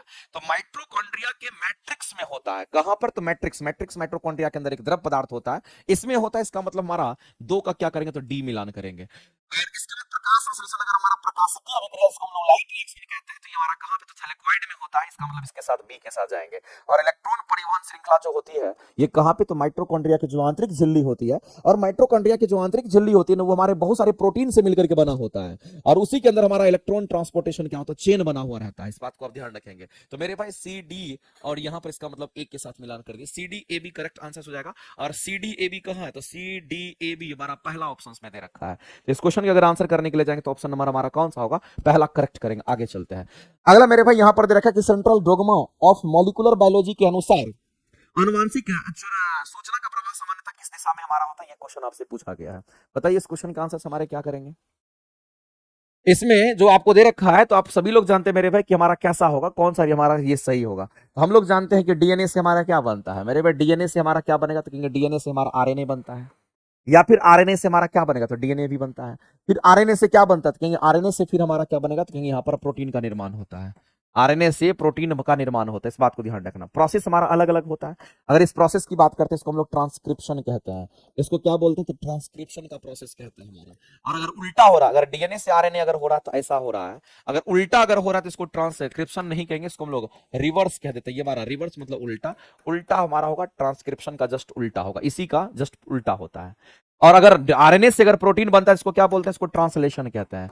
इसको हम लोग क्या कहेंगे, तो इसको हम लोग यहाँ पर ट्रांसलेशन के नाम से जानते हैं, ध्यान रखेंगे। और अगर डीएनए से ही डीएनए बन जाता है तो उसको क्या कहेंगे, तो रेप्लिकेशन कहते हैं। ये डीएनए है ना, तो मेरे भाई डीएनए से अगर डीएनए ही बन जाता है, इसी से अगर यही बन जाता है, इसको क्या कहते हैं, रेप्लिकेशन के नाम से जानता है। ये हमारा रेप्लिकेशन का प्रोसेस होता है। उतना डेप्थ में जाना, बस आप ये बात जान लीजिए किस दिशा में और कैसे होता है। तो आपको ध्यान रखना है कि डीएनए से आरएनए, आरएनए से प्रोटीन जहां दे रखा है वही हमारा आंसर करेक्ट हो जाएगा। तो आप सीधा कहेंगे सर डीएनए से आरएनए, आरएनए से प्रोटीन, यही तो लग रहा है कि हमारा राइट होगा, यही ऑप्शंस तो लग रहा है कि हमारा राइट होगा इस तरीके से। डीएनए भी होता है, इसको रिवर्स ट्रांसक्रिप्शन कहते हैं, सही है, यही हमारा करेक्ट हो जाएगा मेरे इस तरीके से। आगे चलते हैं नेक्स्ट। अगला है कि टर्नर सिंड्रोम की अगर बात करें, टर्नर सिंड्रोम में हमारा क्या होता है, तो हम सभी लोग को समझना है कि यहां पर हमारा 45 क्रोमोसोम होता है। कितने होंगे, तो 45 क्रोमोसोम होगा, यानी कि 44 प्लस में क्या होगा, कहेंगे 44 प्लस में हमारा एक एक्स हो जाता है। तो मेरे भाई टर्नर सिंड्रोम हमारा 45 क्रोमोसोम वाला होगा। ऐसे भी देखिए हमारा 44 3 47 ये नहीं होगा, 44 3 47 ये नहीं होगा, 44 1 45 वो तो हमारा है नहीं। तो हम कहेंगे ये क्रोमोसोम एक्स और वाई में होता है, तो 44 प्लस 1 कितना, तो 45 हो जाएगा। आंसर करेंगे ऑप्शन नंबर सी आपका। अगला, पौधे में फ्लोएम उत्तक का मुख्य कार्य क्या होता है, मेरे भाई प्लांट के अंदर हमारा जाइलम फ्लोएम तो होता है ही है। अगर हम किसी प्लांट की अगर हम बात करते हैं, प्लांट टिश्यू की अगर बात करते हैं, तो आप एक बात जानते होंगे कि जो प्लांट टिश्यू हमारा होता है, एक तो मेरे भाई यहां पर विभजतक उत्तक के रूप में होता है, एक तो हमारा विभजतक उत्तक के रूप में होता है, और दूसरे को अगर हम लोग देखते हैं तो दूसरा हमारा क्या होता है, दूसरे को हम लोग बोलते हैं अस्थायी उत्तक के रूप में हमारा होता है। अगर हम लोग यहाँ पर अस्थायी उत्तक के रूप में देखते हैं तो हमारा अस्थायी उत्तक के रूप में हम लोग को दो चीज मिलता है, एक तो हमारा सरल होता है और दूसरा हमारा कैसा होता है, हमारा जटिल अस्थायी उत्तक होता है। और जटिल में ही आप देखते होंगे कि हमारा जाइलम होता है, और साथ ही साथ हमारा क्या होता है, यहाँ पर फ्लोएम होता है, इस बात को आप जानते होंगे। और सरल अस्थायी उत्तक में हमारा पेरेन्काइमा होगा, कोइलेनकाइमा होगा, और हमारा स्क्लेरेन्काइमा हमारा होता है। तो आपसे क्वेश्चन जो पूछा है फ्लोएम के बारे में पूछा गया, और फ्लोएम हमारा क्या है, तो कहेंगे फ्लोएम जो हमारा है यहाँ पर दे रखा है, और जो कि हमारा जटिल अस्थायी उत्तक के अंतर्गत हमारा आता है। कह रहा है कि मेरे पास जो फ्लेम का काम होता है ये क्या करता है, जैसे फोटोसिंथेसिस के बाद प्लांट भोजन बनाता है तो उस भोजन को हर एक जगह क्या करता है, पहुंचाता है। फ्लेम मेरे पे बाय डायरेक्शन दो दिशा में क्या करता है, भोजन को पहुंचाता है। तो जल में खनिज लवण, घुने हुए खनिज लवण को पहुंचाता है, जाइलम का कार्य, बिल्कुल जाइलम। आपसे फोलम के बाद पूछा तो ये तो आंसर नहीं करेंगे। पत्तियों द्वारा संश्लेषित शर्करा, यानी कि भोजन को जब चूंकि पत्ती में ही हमारा क्या फोटोसिंथेसिस होता है, और उसके द्वारा जो संश्लेषित शर्करा होता है, भोजन होता है, उसको पौधे के अन्य भागों तक पहुंचाने का अगर कोई काम करता है, हमारा यही करेगा, आंसर करेगा करेक्ट। ये हमारा कोई यांत्रिक मैकेनिकल सपोर्ट प्रदान नहीं करता है। आगे मेरे भाई चलते हैं। अगला कह रहा है कि फर्मेंटेशन प्रक्रिया में ईस्ट द्वारा ग्लूकोज के अपूर्ण ऑक्सीकरण से क्या बनता है। अभी जस्ट हमने आपको बताया था कि हम लोग जब कभी भी हमारे सामने में ये क्वेश्चंस आएंगे तो हम लोग आंसर क्या करेंगे, तो ऑप्शन नंबर हमारा यहाँ पर बी करेक्ट हो जाएगा। क्योंकि आपको पता है कि जब कभी भी हम लोग यहाँ पर क्या करते हैं, तो जब कभी भी हम लोग यहाँ पर किण्वन की बात करेंगे, तो किण्वन हमारा क्या है, तो इथाइल अल्कोहल, जिसको हम लोग शराब कहते हैं, इथेनॉल बनाने की विधि होती है, और कार्बन CO2, इससे हमारा गैस बाहर निकलता है। इससे कौन सी गैस, तो CO2 हमारा, और साथ में कुछ एनर्जी भी हमारा यहां से रिलीज करता है। आगे अगला है एरिथ्रोपोएटिन, जो हमारा होता है एक हार्मोन है, और ये एरिथ्रोपोएटिन जो हमारे हार्मोन है, इसका सिक्रेशन कहां से होता है, इस हार्मोन का जो सिक्रेशन होता है कहां से होगा मेरे भाई, इस हार्मोन का सिक्रेशन कहां से, तो किडनी से होता है। किसकी बात कर रहे हैं, तो एरिथ्रोपोएटिन हार्मोन की बात कर रहे हैं, इस बात को ध्यान रखना। यहां पर एरिथ्रोपोएटिन की हम बात कर रहे हैं, इस बात को ध्यान रखेंगे। एरिथ्रोपोएटिन की हम बात कर रहे हैं, इसकी हम बात कर रहे हैं। ये हमारा क्या, तो हार्मोन है, और इस हार्मोन का जो सिक्रेशन होगा, इस हार्मोन का जो सिक्रेशन होगा वो कहां से होगा, तो हमारी किडनी से होता है।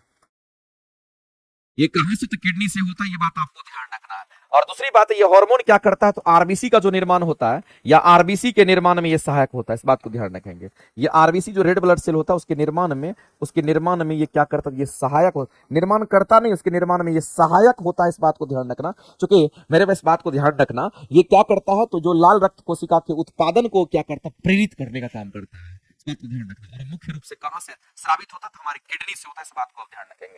ऑप्शन नंबर सी आपका करेक्ट हो जाएगा। रिजर्वायर ऑफ ब्लड किसको कहते हैं, तो हम लोग प्लीहा को कहते हैं। RBC of graveyard of RBC किसको कहते हैं, प्लीहा को कहते हैं, इस बात को आप ध्यान रखना। और लीवर तो सबसे बड़ी ग्रंथि होती है। आगे चलते हैं। किसी जीव के सभी जीन के संपूर्ण सेट को, मेरे पास सभी जीन के संपूर्ण सेट को जीनोम के नाम से हम लोग जानते हैं। एक लाइन में कहानी सिंपल है। और जीन क्या होता है, डीएनए के छोटे छोटे टुकड़े को ही जीन कहते हैं। अगला हमारा म्यूचुअलिज्म क्या होता है, ये आपको बताना है। तो मेरे भाई म्यूचुअलिज्म की अगर हम बात करते हैं, वो क्या होता है, जिसमें दोनों को फायदा होता है, उसको म्यूचुअलिज्म कहते हैं। आप बताइए मेरे भाई, दोनों में फायदा किसको होगा, जैसे शेर है और हिरन है, शेर का मेरे शेर क्या करेगा, हिरन को खा जाएगा, हिरन से तो शेर को फायदा हुआ, लेकिन इसको तो मेरे भाई नुकसान हो गया ना। तो यहाँ पर हमारा इसको फायदा है तो इसको नुकसान है, यानी कहने का मतलब ये नुकसान हो गया, इसको ये भोजन करता है, इसको खा जाएगा। तो इसको हम लोग क्या कहते हैं, पैरासिटिज्म कहते हैं। इसको हम लोग क्या कहेंगे, तो इसको हम लोग यहाँ पर कहते हैं ऐसे संबंध को क्या बोलेंगे, इसको हम लोग पैरासिटिज्म के नाम से जानते हैं, आपको ध्यान रखना है। लेकिन अगर लाइकेन में शैवाल और कवक को देख लीजिए, तो ये शैवाल और कवक कैसा था, सहजीवी संबंध, सहजीवी संबंध को ही तो म्यूचुअलिज्म कहते हैं। यही तुम्हारा करेक्ट आंसर इसका हो जाएगा। मानव और जू की अगर बात करते हैं तो मेरे भाई मानव और जू में क्या होता है, मानव और जू में फायदा नुकसान किसको होगा, तो हम लोग जानते हैं कि जो हमारे बाल में अगर जू हो गया तो हमारा खून पिएगा तो इसको फायदा होगा, लेकिन हमको नुकसान होगा। और अगर फायदा नुकसान अगर दिख गया तो इसको भी पैरासिटिज्म ही कहेंगे।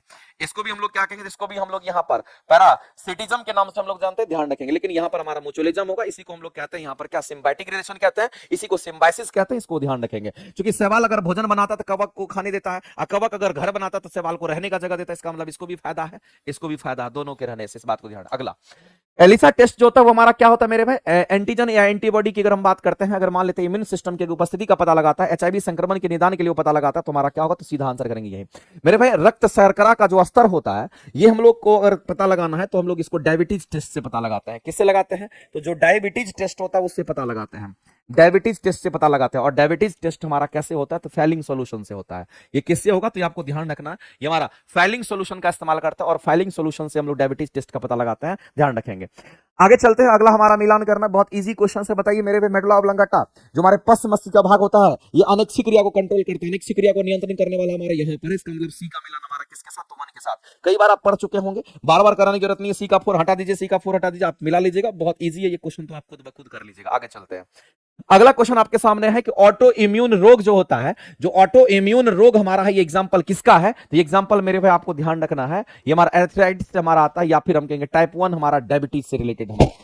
इसका रिलेशन किसी ट्यूबरकुलोसिस से नहीं है, स्कर्वी से नहीं है, हम लोग सीधा कहेंगे हमारा रिलेशन किससे है, तो यहां पर कहेंगे आर्थराइटिस से होता है, जो कि गठिया उठिया जो हमारा होता है, जिसमें जॉइंट्स पेन होता है, उससे रिलेटेड ही हमारा होता है। आगे चलते हैं, वेग समय ग्राफ की जो प्रवणता होती है वो क्या होती है, ये आपसे पूछा गया है। किसके किसके बीच में ग्राफ है, तो वेग और समय के बीच में ग्राफ। फटाफट करके आप बनाएंगे, एक तरफ आप वेग कहेंगे और दूसरी तरफ आप क्या कहेंगे, तो समय कहेंगे। इसके बीच में अगर कोई भी ग्राफ अगर हमारा होता, मान लेते ये ग्राफ हमारा बना हुआ है, इसको हम लोग कह दिए कि ये हमारा यहाँ पर ग्राफ है। अगर हम आपसे ये जानना चाहते हैं इस ग्राफ का मेरे भाई स्लोप क्या होगा, तो आप क्या कहोगे, तो मैंने आपको कई बार बताया पढ़ाते पढ़ाते, मैंने बोला है कि जब कभी भी स्लोप निकालना तो हमारा y axis divided x axis कर देना, और वाई एक्सिस में क्या, तो कहेंगे यहाँ पर हमारा वेग है, नीचे में समय एक्सिस अगर दे रखा तो हमारा वेग बटा समय हो गया। और मेरे भाई वेग में समय, वेग में परिवर्तन और समय में परिवर्तन हमारा क्या देता है, कहेंगे त्वरण देता है। ये क्या देगा, त्वरण देता है। इसका मतलब मेरे पास स्लोप क्या है, तो इसी को ढाल कहते हैं, स्लोप को ही ढाल कहते हैं, और इसी को हम लोग इंग्लिश में क्या कहते हैं, इसी को हम लोग प्रवणता के नाम से भी जानते हैं। ये बात आपको ध्यान रखना है, इसी को क्या कहेंगे, तो इसी को प्रवणता भी कहते हैं। इसलिए अगर वेलोसिटी और टाइम के बीच में कोई ग्राफ है, उसका प्रवणता, उसका ढाल क्या देगा, तो कहेंगे त्वरण देगा, और आप सीधा आंसर करेंगे ऑप्शन नंबर सी आपका राइट हो जाएगा।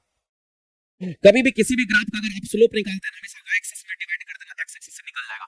मानव शरीर में एड्रिनल कॉर्टेक्स जो हमारा होता है, ये एड्रिनल कॉर्टेक्स द्वारा स्रावित हमारा ग्लूकाकॉर्टिकॉइड्स हमारा होता है, इसको हम लोग कार्टिसोल कहते हैं। ये मुख्य कार्य इसका क्या होता है, इसका जो मुख्य कार्य होता है हमारे शरीर के अंदर क्या करता है मेरे भाई, जो खनिज लवण वगैरह होते हैं उनको तो ये कैरी करता ही, खनिज लवण का तो खनिज लवण को कैरी भी करता है, साथ साथ खनिज लवण को ये कंट्रोल भी करता है।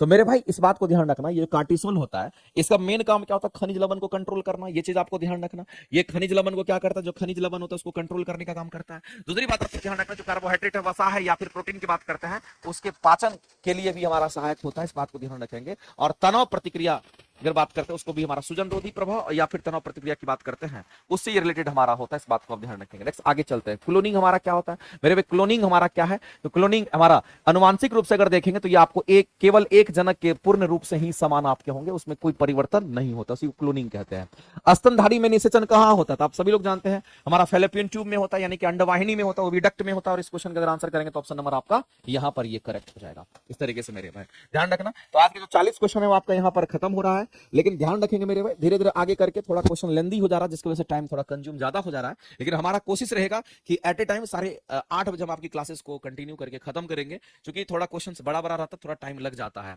ठीक है, तो आज की क्लासेस को हम यही रखते हैं, मिलते हैं अगले क्लासेस में। फैलोपियन ट्यूब वगैरह तो बहुत ईजी है, कई बार आप कर चुके होंगे, इसको बहुत डिटेल में करने की जरूरत नहीं है। ठीक है, मिलते हैं हम लोग नेक्स्ट क्लासेस में। Thank you very much.